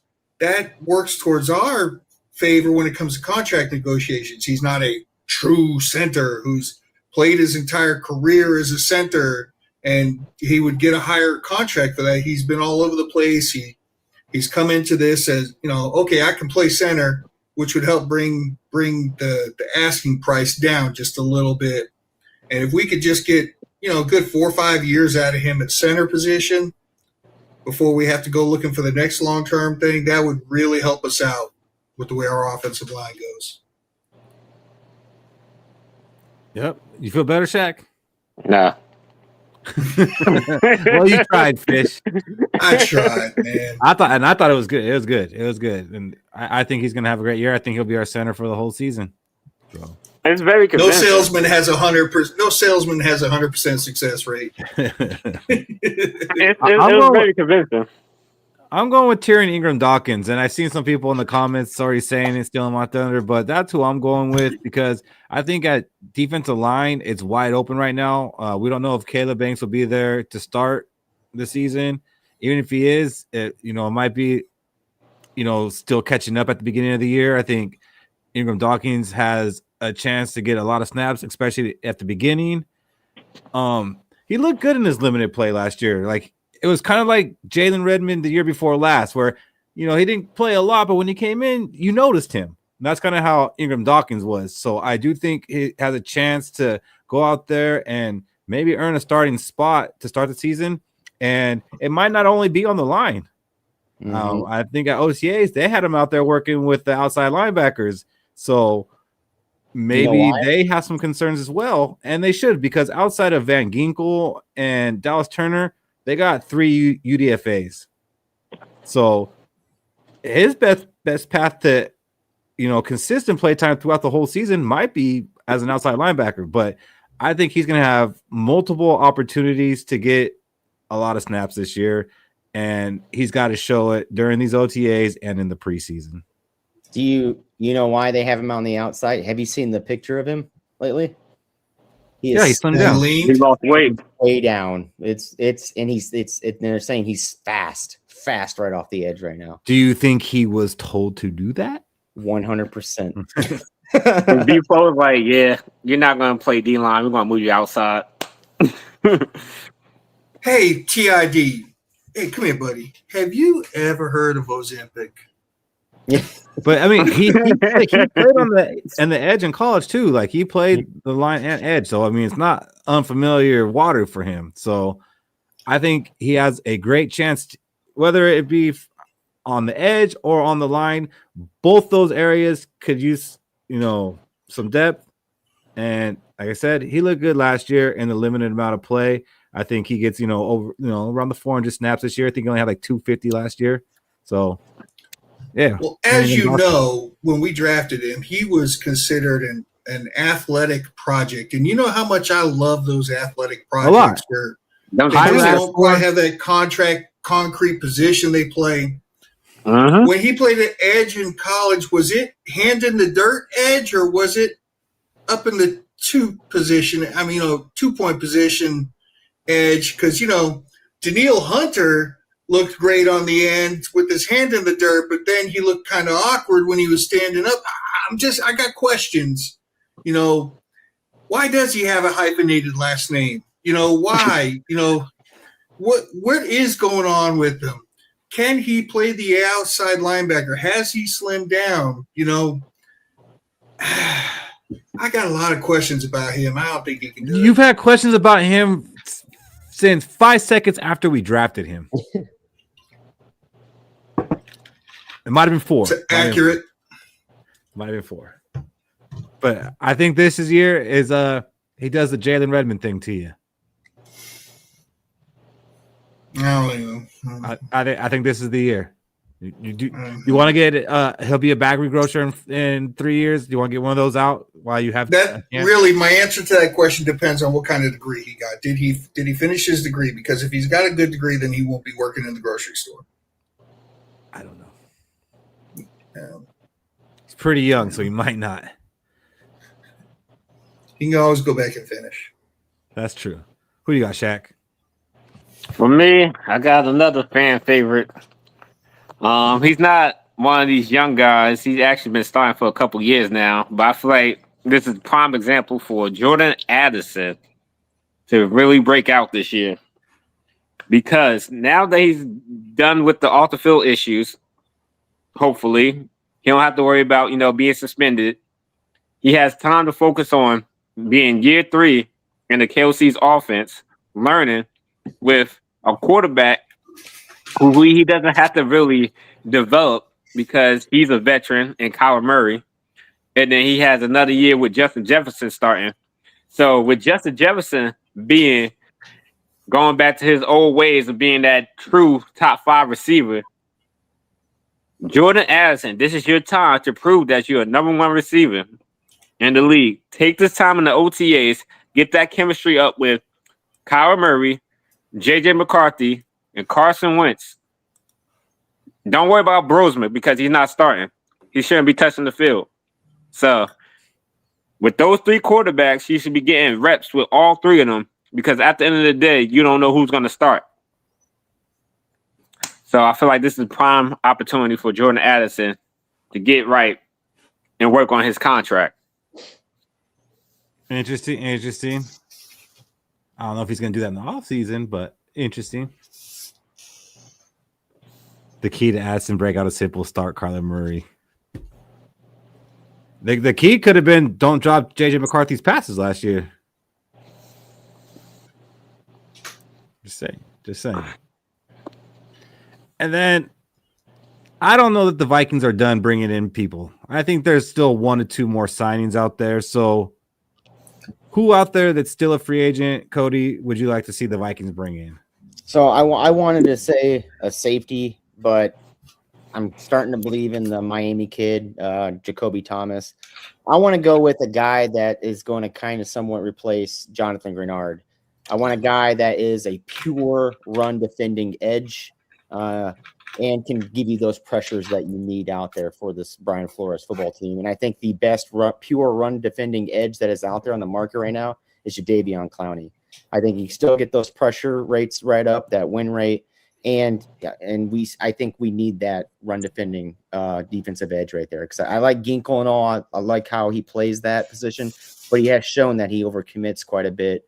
And then with Dallas Turner is just a speed demon and is just heat seeking on the quarterback. I don't think he's quite there yet in stopping the run as an edge defender. So Jadeveon Clowney would be my pick. That'd be a signing I could get happy about. I'm kind of close. I mean, I'm on the edge with you too, but I'm looking for more of a pass rusher. And I know this guy's kind of old, but give me Von Miller. Yes. He played last year. He played last year for Washington, and they didn't have a great season, but he still had 9 sacks last year, so he could still get after the quarterback. And he didn't even start, and he still had 9 sacks. So definitely someone who Dallas Turner could be learning from, but also rotate with. He could still get after the quarterback. I'm worried about getting pressures on the quarterback right now without Grenard being there. Yes, Grenard wasn't finishing, but at least he was still getting pressure. In the year before, he had a ton of sacks, and we are going to be missing that. And again, after Van Ginkel and Dallas Turner, we got UDFAs behind him. So something definitely has to happen there. I'd be very happy to bring in Von Miller because signing Von Miller now is something that I think is like one of those that was a championship move. Like that was like a piece. That was an infinity stone right there. Like that's what signing Von Miller would be to me. Like He's not going to be the one that takes over everything, but he's just like that piece that finishes the puzzle. So bring me. He gets that sack that wins us a playoff game. Yeah. And then he gets a sack in the playoffs for you, Shaq, because you don't care about the regular season. I mean, then he watched Kyle Van Noy. I would take him too. Like, there's a lot of older edges out there. There's a lot of older edges out there. Like, it seems silly that we haven't brought one in yet. Like, I almost wonder if they already have an agreement with someone, but they're like, I don't do that OTA stuff, and I'll sign later. Like, I wonder if they have some kind of agreement like that. And yes, Van Noy does have experience with Flores. And like I was saying earlier, though, just because you have experience with someone doesn't mean it's a good thing. You work with people for years and you hate them. So just because they have familiarity doesn't mean it's necessarily a good thing. Tua played with Flores, and I don't think he'd want to come play with him. I can see it now. Von Miller gets that sack. We get the ball back. All we got to do is march down 42 yards, and you roll out to the right, and you have 7 yards to go to the first down, no one around you, and you throw a cross-body pass that gets picked off. Like, why did you do that, bro? I was following you. I was into it. I was like, and then Riker kicks a game-winning field goal, right? Right? Everybody knows the game. Right? Von Miller gets that sack. Not Detroit, man. Detroit, man. Von Miller gets that sack. It's 4th and 18, and then Cousin delivers this dime that Justin Jefferson goes up and makes the catch of the year on. Yeah. Oh, sorry, that was us against Buffalo a couple years ago. I'm like, where's this positiveness from Fish coming from? What do you got, Shaq? Me, I got a fan. I don't know what the opposite of favorite is. Least favorite? I'm going with Trayvon Diggs, Stephon Diggs' brother. Mute. Go ahead. Oh, wait, I didn't unmute you. Whoops. At this point, you muted yourself, Jack. He has a chip on his shoulder. And right now, I feel like he has something to prove, just like J.J. McCarthy, because everybody's losing hope on him. He was cast out from the Cowboys, but he couldn't really get in with the Cowboys because their defensive coordinator, Eberflus, was historically bad. Like, he wasn't getting nobody to do anything on that defense. And then when he went to Green Bay, it was already kind of too late to learn that system. So now we get Trayvon Diggs for cheap on a prove-it deal, and he could be our cornerback 3 or 4. And he's still young. Keep trying to remember that he did lead the league in interceptions one year. And he also led the league in most receiving yards given up in the same year. And he almost gave the most receiving yards in 1 year. Cornerback 3 or 4. I think I'd rather bring Stephon Diggs back. We can bring him back too. I'd almost bring Diggs back. For the opportunity to get the ball back. If we really think this offense could be humming a lot better than last year. Probably, unfortunately. I mean, unless Demings ends up being a contributor as a rookie, then I think we're okay. Mm-hmm. I would like to have 4 reliable cornerbacks on this team. We tried to go into it last season thinking we had 3, but we really only had 2, and 3 wouldn't have been enough anyways. Future Hall of Famer Demings, yes. If Demings could be a contributor in year 1, then I think we're set with him and Pierre. That's high praise. I think it's over for McLeathern. That could have been a guy playing for his job in the offseason. But I think it's over for him. I think we all were rooting for him, but that one's probably not going to pan out. I wonder what kind of degree he got. I don't know if James Pierre is better than Rodgers Sr. There's 2 9 routes that Addison ran that he blew right past him. Even though Addison had to come back for that football and catch it really low off of one of the Murray passes, he still blew right past him. That is a hot and wild and unwelcome statement, Brev. I will say this. The first catch, the first throw from Kyler Murray to Addison, That was good coverage. It was just better ball placement. So good ball placement will always be good coverage.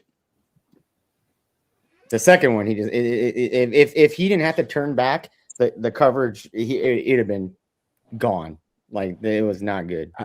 I think Pierre's going to be a good cornerback for us. I think it's going to be a good fit for the defense, but I do not think that he's going to be better than Isaiah Rodgers. And he did not fool so many people just with the Bengals game, bro. Like, he was solid. Like, he had like probably one bad game. That was the Eagles game. Mm-hmm. We had freaking who was that cornerback? That Keith Light from LSU. And you also got to think these corners and our safeties, they're going to get beat. We had check. Yeah, we signed him like mid-season once. Fabian Moreau. We had Fabian Moreau playing snaps for us last year, so I'm pretty sure James Pierre would do okay. A hot take that Fabian Moreau takes snaps for us this year. I might have to make that take. I think if you put Patrick Surtain on this team, the way the defensive scheme is built, they're always on an island. They're going to get beat eventually. This is how the Flores system works. So, and what we've seen from Isaiah Rodgers, he played formidable DB football in this Flores scheme. So, Jay Ward plays corner. Rinaldi will not let that dream die. I remember this time 3 years ago, Jay Ward's going to be a breakout player, and it's not going to be as a safety. It's going to be as a cornerback, and he's going to be a starter. I'm with Rinaldi on that. That's pretty good impression right there. You like that, Fish? Yeah. All right, Fish. What free agent that's out there would you like the Vikings to bring in? Like my friend Shaq, I too am concerned about our secondary and feel like we really need to bring somebody in. And I know that you were saying that, you could work with somebody and hate him, but this guy does have familiarity with the Brian Flores system. So I think that he could just plug and play if we were to sign him in. And the guy that I think that we need to sign that would help me feel a little more comfortable going to sleep at night would be, you guys might have heard of him. His name is Harrison Smith. He's a big Viking. I've heard of him. I don't expect him to be able to play to the level that, we've seen him play earlier in his career. But I feel like, Jacoby Thomas, third-round pick for safety. He's right on that cusp of whether or not, just based on draft position, should he be a starter? Does he need to grow in the position? But I just feel like to bridge, because we weren't able to get, a guy that we could look at and say that's a starter in the safety position this year. Well, Harrison Smith went to Notre Dame, so you better damn well bet he got a degree. So I'm just saying I would feel a little more comfortable tonight if we just had him one more year. I think he's coming back. He got a record to break or a tie.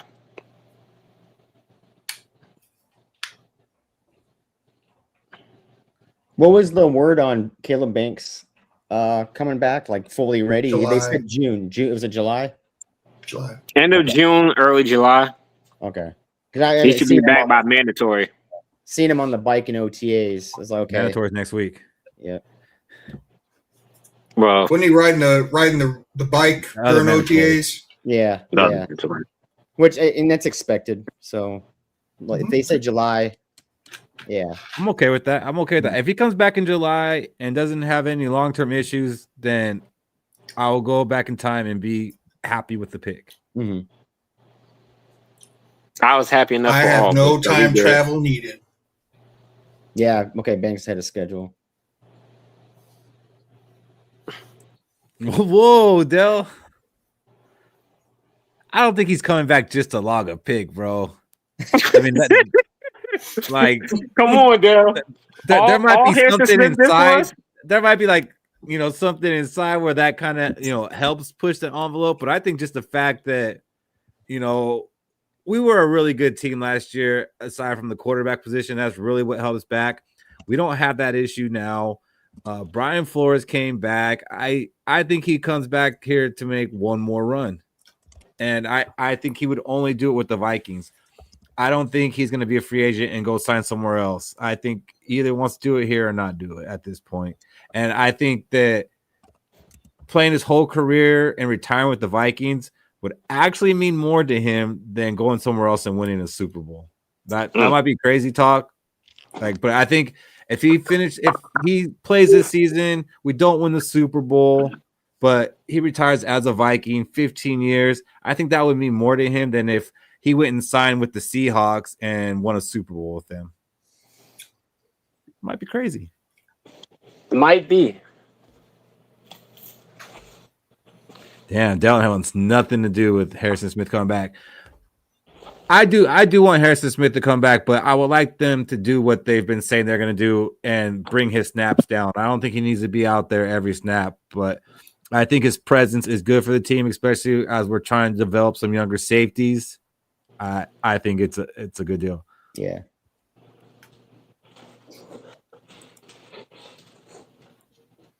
And then as far as the GM search, it sounds like we should have a resolution probably next week. I thought maybe it might have come today. I was hoping it would have before the show, but they have conducted the interviews of all 5 people in person, including Rob Brzezinski. Call your shot right now, Cody. The next GM of the Minnesota Vikings will be blank. Robbie, same guy I said at the beginning. I think it's Robbie because of what he was done. He has done this offseason with basically nothing. Like you got no money. Figure it out. We're $65 million over the cap. We know you're good with numbers, so we're not too worried about that. But his draft, I thought looking back at the draft, he filled the positions that you need to fill. He ended up he went go bust or go home. He's like, you know what? I'm going for the most talented player that's available. Even though he's injury prone, I'm going to get that guy, and that's going to tell what my future is going to be. So I'm going to say Rob B just because of what he was able to do this offseason with basically nothing. I'm still going with the one I started with, the one I took to the dance, and that's Teasley. I want that pedigree of, what the Seahawks have been doing over there as far as drafting and, building through the draft. And he's been a big part of that. And I think the Vikings do want to do that. So I think that's kind of going to give him an edge over everybody else that they talk to. I do think that Brzezinski ends up in an elevated role when all is said and done, though. I don't know if it's going to be a role that puts him above the GM or maybe puts him on equal footing as a GM, but he's not going to go back to just being the cap guy. I do think there is going to be some sort of elevation and something that he's in charge of. I do think he's earned that, but I think they want to bring in someone who can get these drafts right, and I don't know that anyone's been doing it better than the Seahawks. Call your shot, Fish. Who's it going to be? Kevin O'Connell. No, I'm kidding. Coach GM, Bill Parcells, baby. Rob B, in case you've just tuned in and you haven't been following us this whole offseason, going from 2 months ago to now, it's quite the turnaround. I was not on the Rob B train. I did not want anything to do with the Rob B train. I wanted a football guy, a former player who had been part of a team that had drafted really well. And Rob B has found a way into my heart. Finally, huh? The way he handled this offseason, and it was kind of a culmination because, getting rid of, clearing up the cap space the way he did, I was like, yeah, whatever. And then it kind of goes back to my opening statement about the J.J. McCarthy statement. Just a breath of fresh air in the way he answered questions. Rob B had what I think initially on paper looked like a really solid draft where he got, for the most part, quality players at positions that we need, where it didn't feel too much like a reach for any of them. And when asked about it, he didn't give that damn politically correct bullshit answer, this was our guy all the time. he said kind of what we needed to hear, where it was we were watching our board. That's how it fell. He made it easy, with the Banks pick. Okay, that kind of, despite what concerns we might have, it was a more layman's term way of saying he's there, he's right there. And man, if it wasn't for the foot, we'd have never had a shot at him. And then when we drafted Golday and we drafted Citrus day 2, he came out and said, man, we didn't really intend for this to be a defensive draft. It's just the way the board fell. He did. And the way he answered those questions in that manner made me feel more comfortable with the fact that, okay, it was a more articulate way of saying we had a plan. We were going with the plan on our board, and this is the way it fell. And it made me feel much more comfortable with it. And all of that, the way he's conducted himself, the way he did the draft, the way he handled, the cap, Pierre looks like he's going to be yet just another one of those low-key, just good enough signings, kind of like Rodgers last year.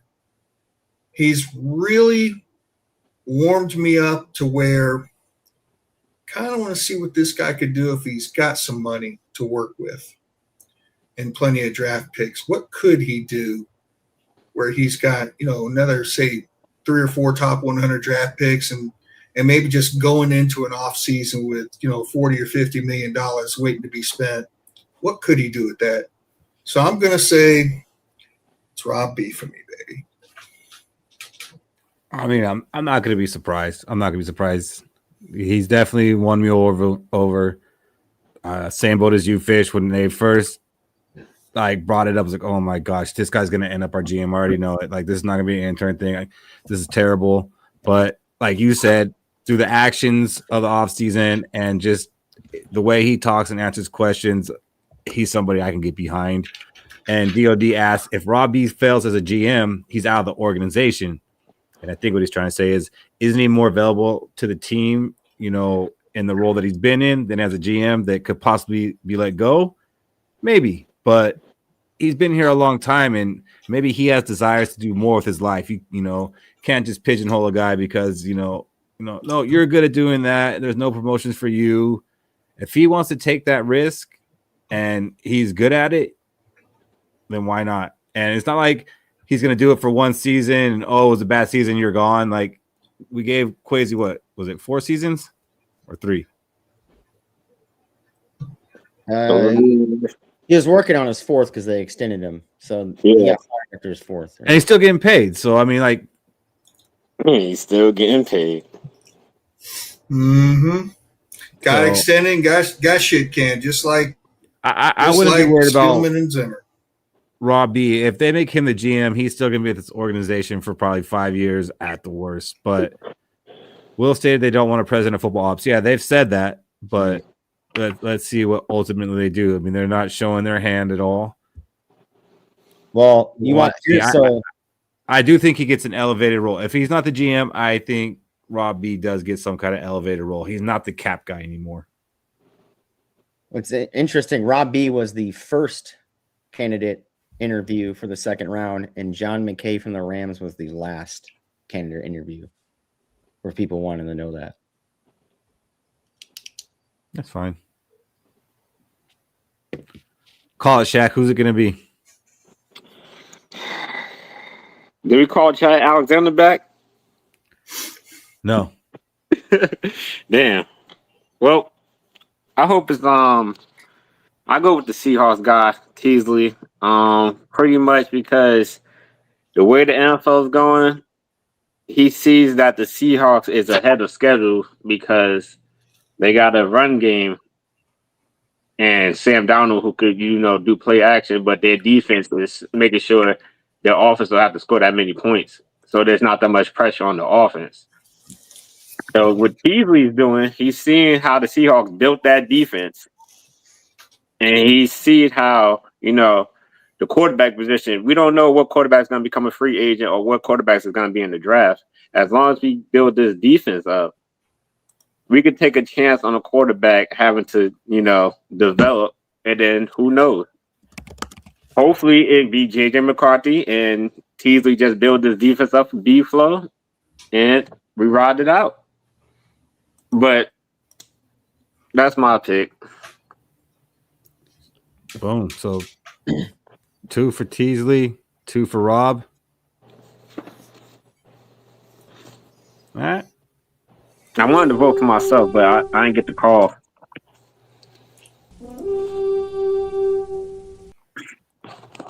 About that time, fellas. Around the Gallahorn. Who's got one? Let's hear it, Fish. In lieu of a successful season, if we don't have a double-digit win season and at least a playoff game, KOC will attempt to make Wes Phillips the scapegoat this year to try to save his job, and it will be unsuccessful.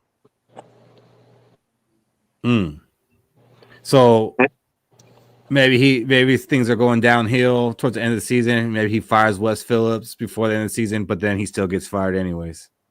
Yeah. I don't think KOC gets fired this year, no matter what happens. And exactly what do you do here, sir? What is Wes Phillips doing for our offense? We need answers. Well, no, Somebody needs to be blamed. Wes Phillips might absolutely get fired. I think KOC is safe, man. For better or worse, no matter what I think or what I feel about him, I think his job's safe. But what do you think, Cody? If we don't make the playoffs, do you think KOC's out of here? I definitely think KOC is on the hot seat. It's the way the quarterback is. Like, again, I said this before. You draft a quarterback as a head coach, you ride or die with that quarterback, and that's how long your coaching career is going to go, right? If you didn't make a Super Bowl with that team prior to drafting that quarterback, you don't have much time. So, and I'm going to agree with Fish. I think if he doesn't make the playoffs, you said doesn't make the playoffs, right? Yeah, well, yeah, not a double-digit win season and doesn't make the playoffs. I think during the free fall, he would fire Wes Phillips to try to save his ass. But at the end of the season, he would get fired anyway. Yeah, I think KOC, he's already on the hot seat, in my opinion. I think he would get fired. No playoffs? He's definitely getting fired. No playoffs? No. I'm the only one here who thinks he can survive not making the playoffs. Don't even say that. Don't even say that. I think he's throwing up his Don't even say that.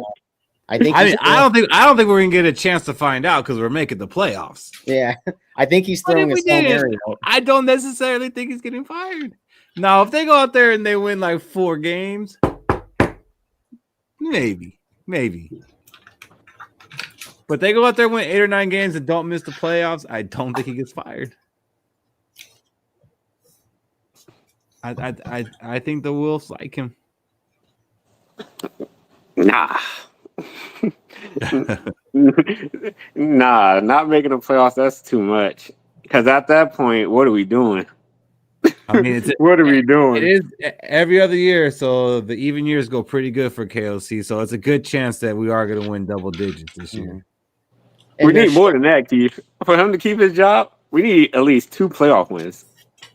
So you're taking it NFC Championship.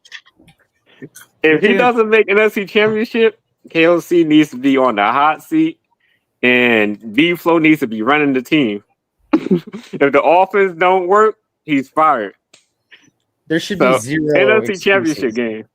There should be 0 excuses for KOC right now because you played a second place division schedule last year, and we're a half game out from the playoffs. Now you're playing a 3rd place division schedule, and if you don't make the playoffs, and let's say you come less than 9 wins this year, I think that hot seat gets really, really, really hot to the point he gets fired. There's 0 excuses. I mean, your team is better right now on paper than it was last year with your additions, right? I think you lost 2 players that didn't even perform last year, and the biggest name you probably lost was Jonathan Grenard. So Yeah, I'm with Fish here on that one.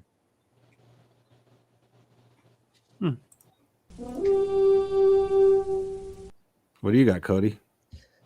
So I had two in my mind. Fish brought one up, but I'll say that one for next week. So this one, my hot take around the Gallahorn is going to be JJ McCarthy resents or has some resentment for Kevin O'Connell. I think the signing of Kyler Murray told JJ McCarthy that JJ McCarthy wasn't Kevin O'Connell's pick in that draft. That was a Kwesi pick all the way. So I think JJ McCarthy coming out saying all this thing, hey, it's up to the coach's responsibility to teach me.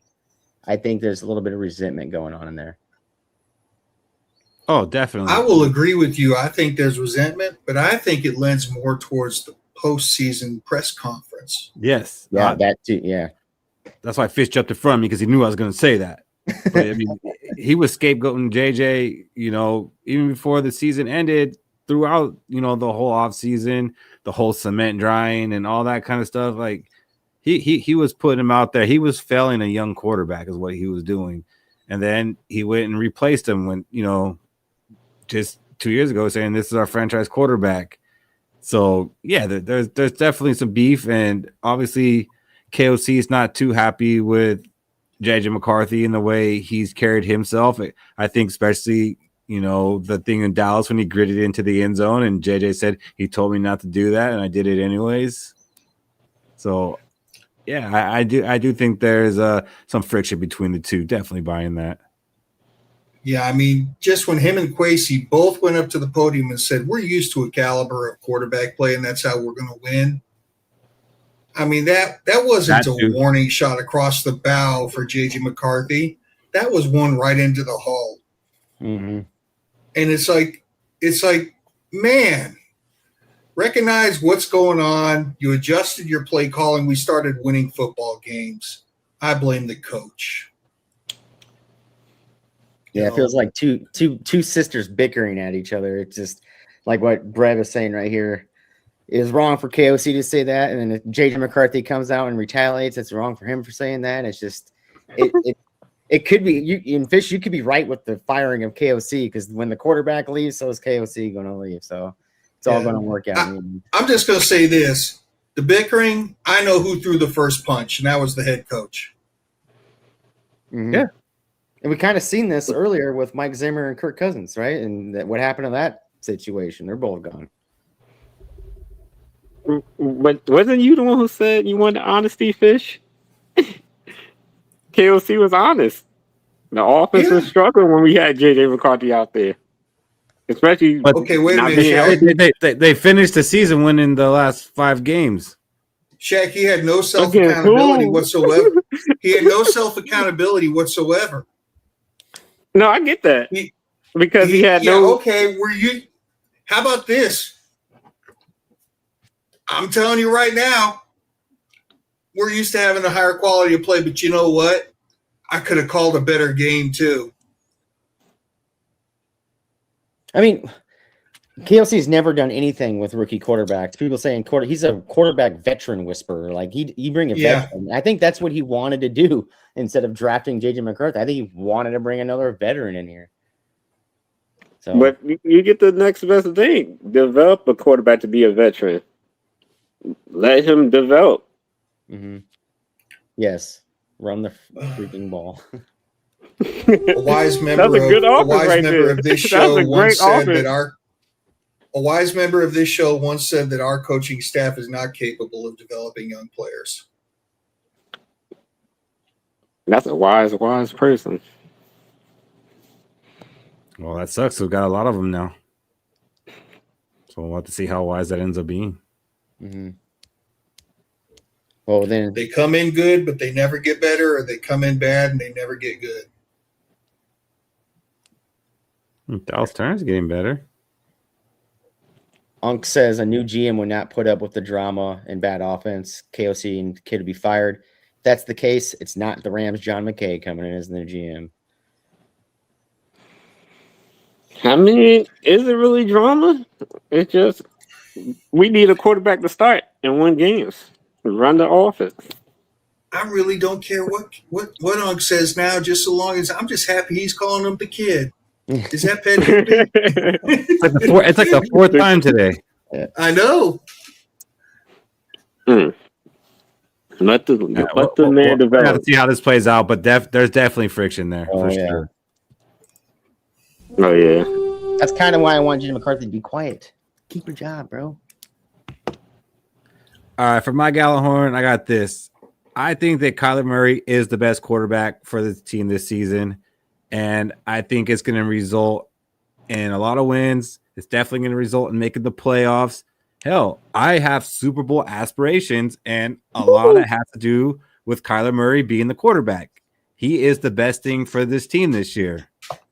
However, it's going to come at a detriment to our future because Kyler Murray is not going to be here for the long haul. And JJ McCarthy is not going to develop behind him and become our franchise quarterback. JJ McCarthy is not going to have his fifth-year option extended. JJ McCarthy will end up being a free agent after next year. They're saying that, hey, we need to draft a quarterback next year in the 2027 draft. It is full of quarterbacks.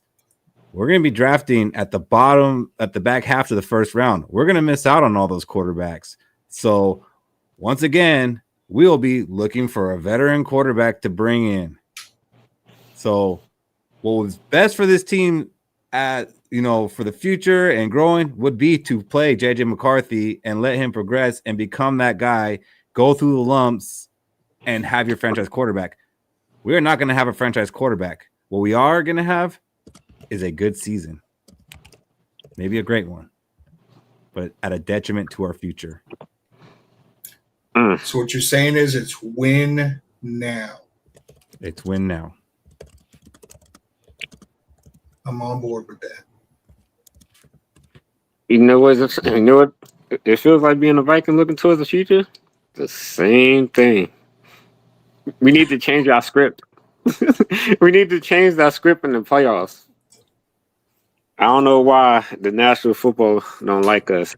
We're a pretty good show. We give y'all great passing, deep passing, all that, and defense. We stop, a lot of good teams because our defense, it was old, and we replaced that with first round picks, younger talent, giving B-Flow what he wants.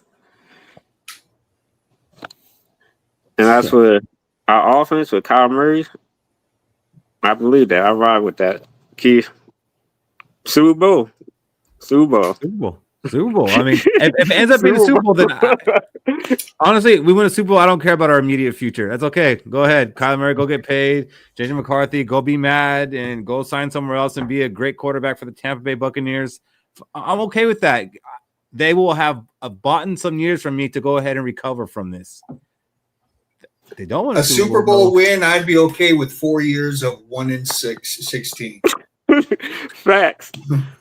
Afterwards, hey, that would turn us into a quick rebuild. Bob Sweet, you are forgetting we are winning it all. We're going 17-0 this year. I love that. This channel, if we Vikings won the Super Bowl, this channel would be completely changed. We'd be rooting for the Yorkshire Vikings, a professional cricket team out of England. We're changing up all of this platform. Damn, this is all season football talk right here. Super Bowl aspirations. Gold. We're Vikings fans. Of course, we're going to talk about the Super Bowl in the offseason. Yeah. What you got, Shaq? So what I got is pretty much the script. I'm going to continue off of that. Vikings, stop. Y'all need to be focused throughout the whole season. Only one team's won the Super Bowl. There's been times, we be there, but we show that we're not consistent when we're good. It's usually the Vikings when we after a big win, when we just messing around, we come back. The next week we don't show up. And that happens a lot in the playoffs towards the end of the season when it's playoff time. Once we get announced the playoffs, the team just doesn't show it just have mishaps and penalties that we can't overcome. So I feel like this year the Vikings will be the number one team in the NFL regular season.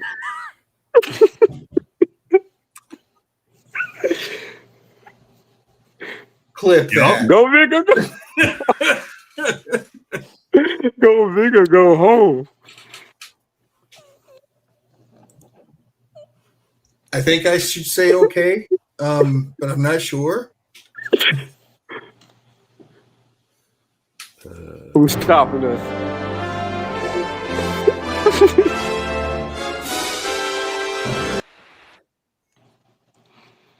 Yeah, number one team in the NFL. 13 different quarterbacks. SEC school. I don't think Kyler Murray is the future. If Kyler Murray is great, he goes and gets $50 million a year, and the Vikings won't be the ones paying it. And if he sucks, they let him walk. Yeah. What is there to lose? Right. We got Kyler Murray. As long as our offensive line blocks, I was told we have a top 10 offensive line. If Kyler Murray doesn't have to worry about running for his life, and we could use his legs to gain offense to run the ball, and then he just throw the ball to Justin Jefferson. Justin Jefferson's open 85 to 90% of the time if you just throw him the ball.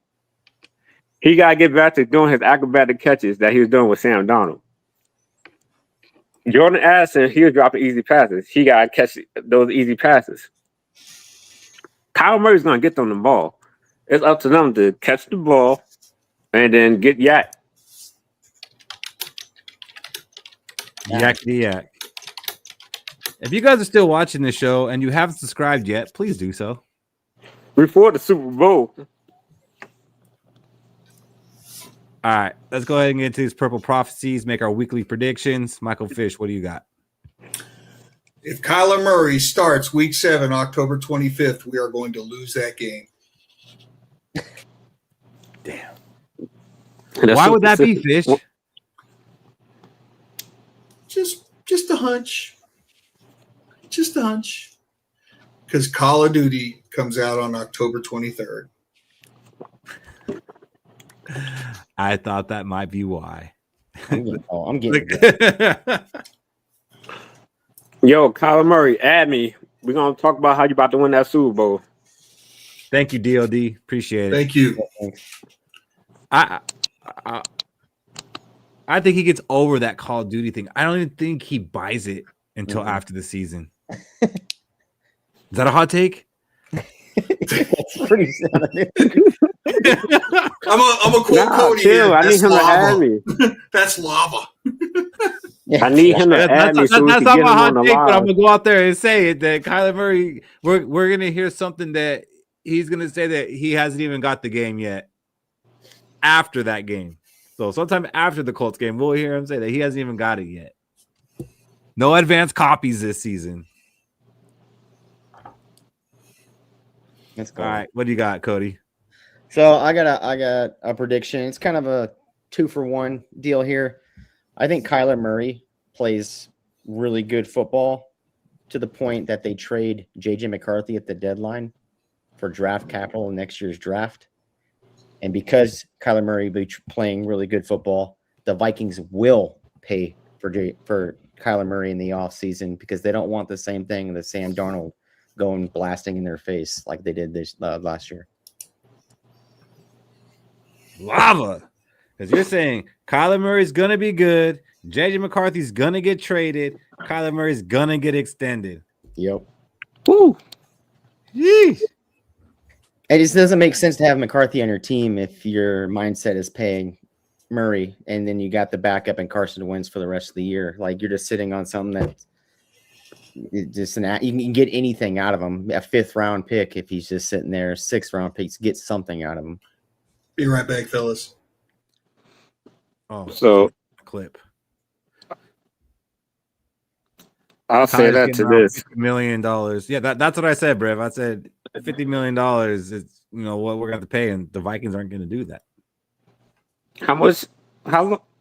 For how long? 2 years? A year? 3 years? It'd be 50. What did Darnold It get? depends on what he does. Maybe Like 3 he years. has to have a good season and get that shit. Well, that's what I'm saying. Either he has a good season and now you got to pay him $50 million, or he doesn't have a good season, you let him walk. Like the chances of him staying are very low either I don't way. think so. I don't think so. They don't want Sam If Darnold. he has a, let's be honest here. If he has a great season,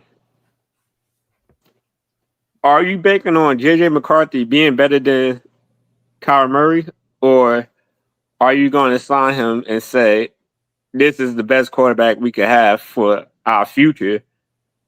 Yeah, we're gonna have to pay him, but at least we know our quarterback is secure.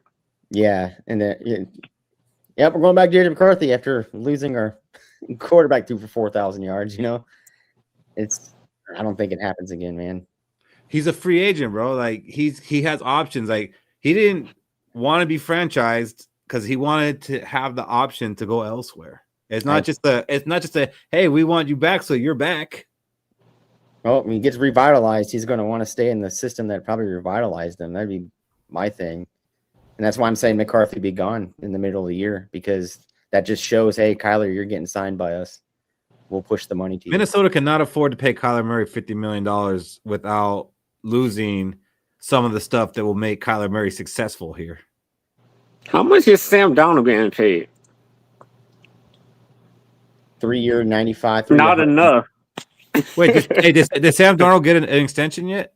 No, not yet. He just earned his contract because it's going to cut his ass.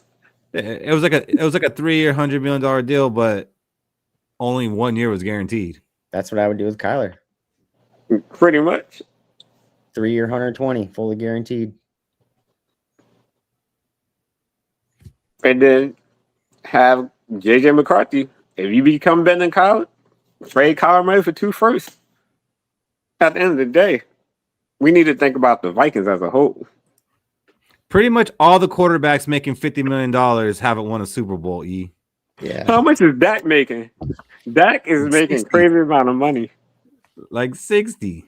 Just imagine the scrutiny in the press coverage if Kyler Murray does well and we're like, yeah, we're not going to re-sign him. We're going back to JJ McCarthy. It would be a nightmare. You gotta believe in JJ. I'm gonna tell you why you gotta believe in JJ. Now that Fish is back, I got my purple prophecy. Fish like to call me he who grooves for smoke, but this is about to be one of the hottest. JJ McCarthy will be playing in 3 Super Bowls for the Minnesota Vikings. Yeah, we gotta wait till it hits in 3 years.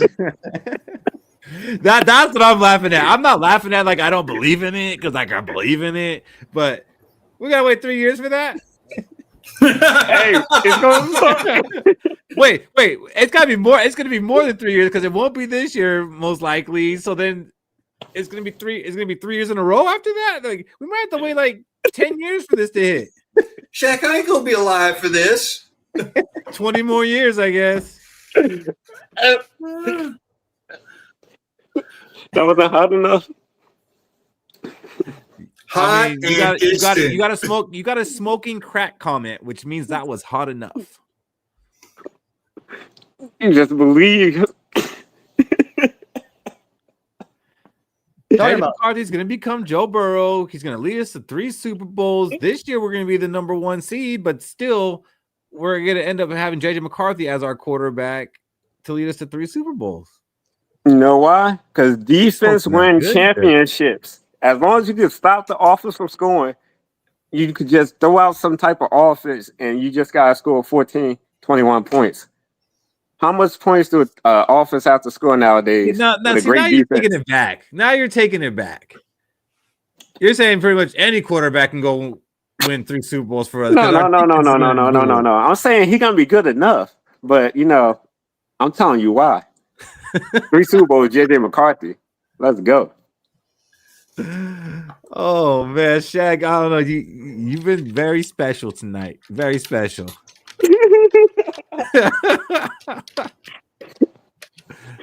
See, I don't believe. He don't believe. I believe, man. I definitely believe. I do think JJ McCarthy's gonna win a Super Bowl. I just hope it's for us. I just hope it's for us. That part I don't know yet. All right. for my prophecy, I've heard a lot of people concerned with our offensive line, and I have no issue with our offensive line. That's one of the things that I am most confident in going into this season is our offensive line. So I'm just going to go out there and say it. I don't even think it's hot, but to others it is. The Minnesota Vikings will have a top 10 offensive line. Boom. Need it. I like it. Super Bowl. The faith y'all have in JJ is remarkable. I gotta believe, E. I'm a Vikings fan, man. I don't want to believe we wasted a top 10 pick on a quarterback we traded up for. It's not fair. Thank you, George. No one has told me that today, so thank you, George. I appreciate that. I love you too, man. Subscribe. George has subscribed, but if you haven't subscribed, be like George and subscribe. Ooh, and a top 5 defensive line. I think I have more confidence that we will have a top 10 offensive line than we will have a top 10 defensive line. And that's not to say that I think our defensive line will be good, but it's going to be young. It's going to be young. But I think they will be good enough for our defense to be a top 10 defense. I think there's one player on that defensive line and one player on the offensive line that would destroy the top 10 narratives. I think Christian Darrisaw, if he goes out, offensive line's garbage. It's not going to be good. Caleb Banks. I don't know. Vandermark, baby. Vandermark season. And then Caleb Banks, I think if he goes down, the defense line's not going to be good. That I can agree with. We put a lot into Caleb Banks being that guy early because we didn't go out and sign anybody for the defensive line. We let our 2 starters go. We're keeping Redmond, which duh. But after that, if Caleb Banks isn't it, I mean, I don't know that just Redmond and Dominique Orange are going to hold it down. Mm-hmm. Ingram Dawkins, maybe. But I do think that defensive line goes however Caleb Banks goes. We need Caleb Banks to be a stud. I will not tolerate your disrespect towards Levi Drake Rodriguez, sir. Who? Bro, he was almost my gonna get cut. All right. But I do think the Vikings like him, so I do think he hangs on by a thread. I don't know that he plays much. No disrespect, though. He only needs one play, Fish. One play for a one-trick pony, right? Yes, sir.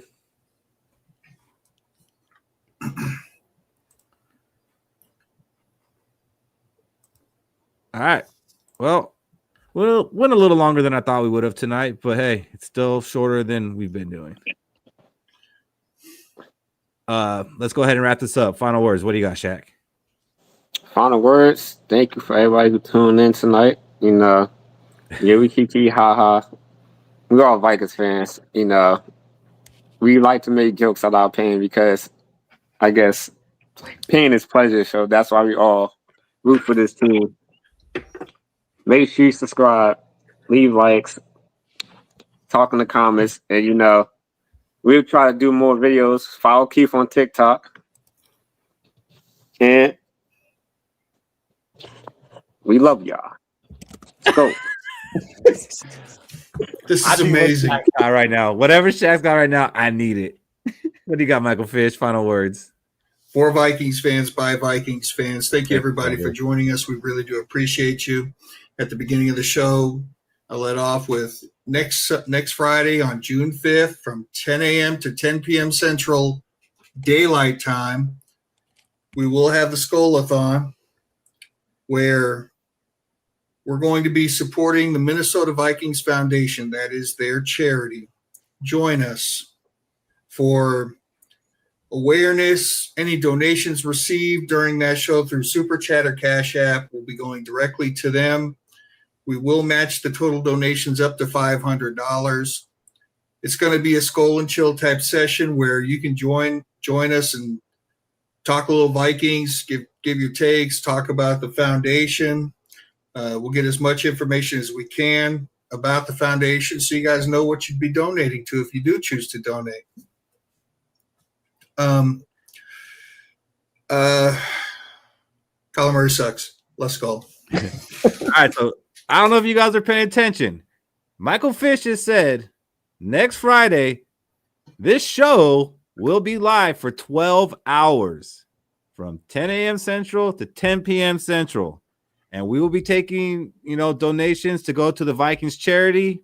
So it's all in support, but you don't have to donate. Just be here. And we will be opening up the lines for you guys to jump on and give your takes of, we haven't heard everybody's take about what they think about the draft or what they think about the offseason or anything that's been going on or what they're noticing in OTAs. This is your chance to come on and say, since the Vikings have last played a game of football, what are your feelings? We want to hear from you guys. Again, next Friday, 12 hours of Let's Skol. Fish, executive decision right now on air from you. Is that our show for the week? Or are we coming on Thursday and doing the 10 hours on Friday? We're doing both. Okay. You get a double dose of Let's Skol next week. So we will have our flagship show on Thursday. Big dose. And a big dose of Let's Skol on Friday. Brev, I hope you will be joining us on camera, please, my friend. All of you out there, we need you, but we really want, other Viking content creators to get on here. It's for a good cause. Join us. Cody, final words. Hey, Friday weekend started for most. Just be safe out there. Just make sure if you're traveling over the weekend, you're safe. Always have a plan if you're trying to go out. And again, you guys listen to us. We can take the time out of our days to listen to you. If you got anything going on that's needs to be talked about. Other than that, great show, guys. Always Let's Go. Super Bowl. You'll be drinking for 12 hours. We be drinking. Maybe not 12 hours of drinking, but there will be drinking, Jay, from some of these fellas. Not from me. Your boy is sober 1 year. All right. I just hit my 1 year mark. We're proud of you for it, sir. Thank you, sir. Shout out to you about that too. Oh, thank you. 10 a.m. Central, Unc. 10 a.m. Central to 10 p.m. Central on Friday.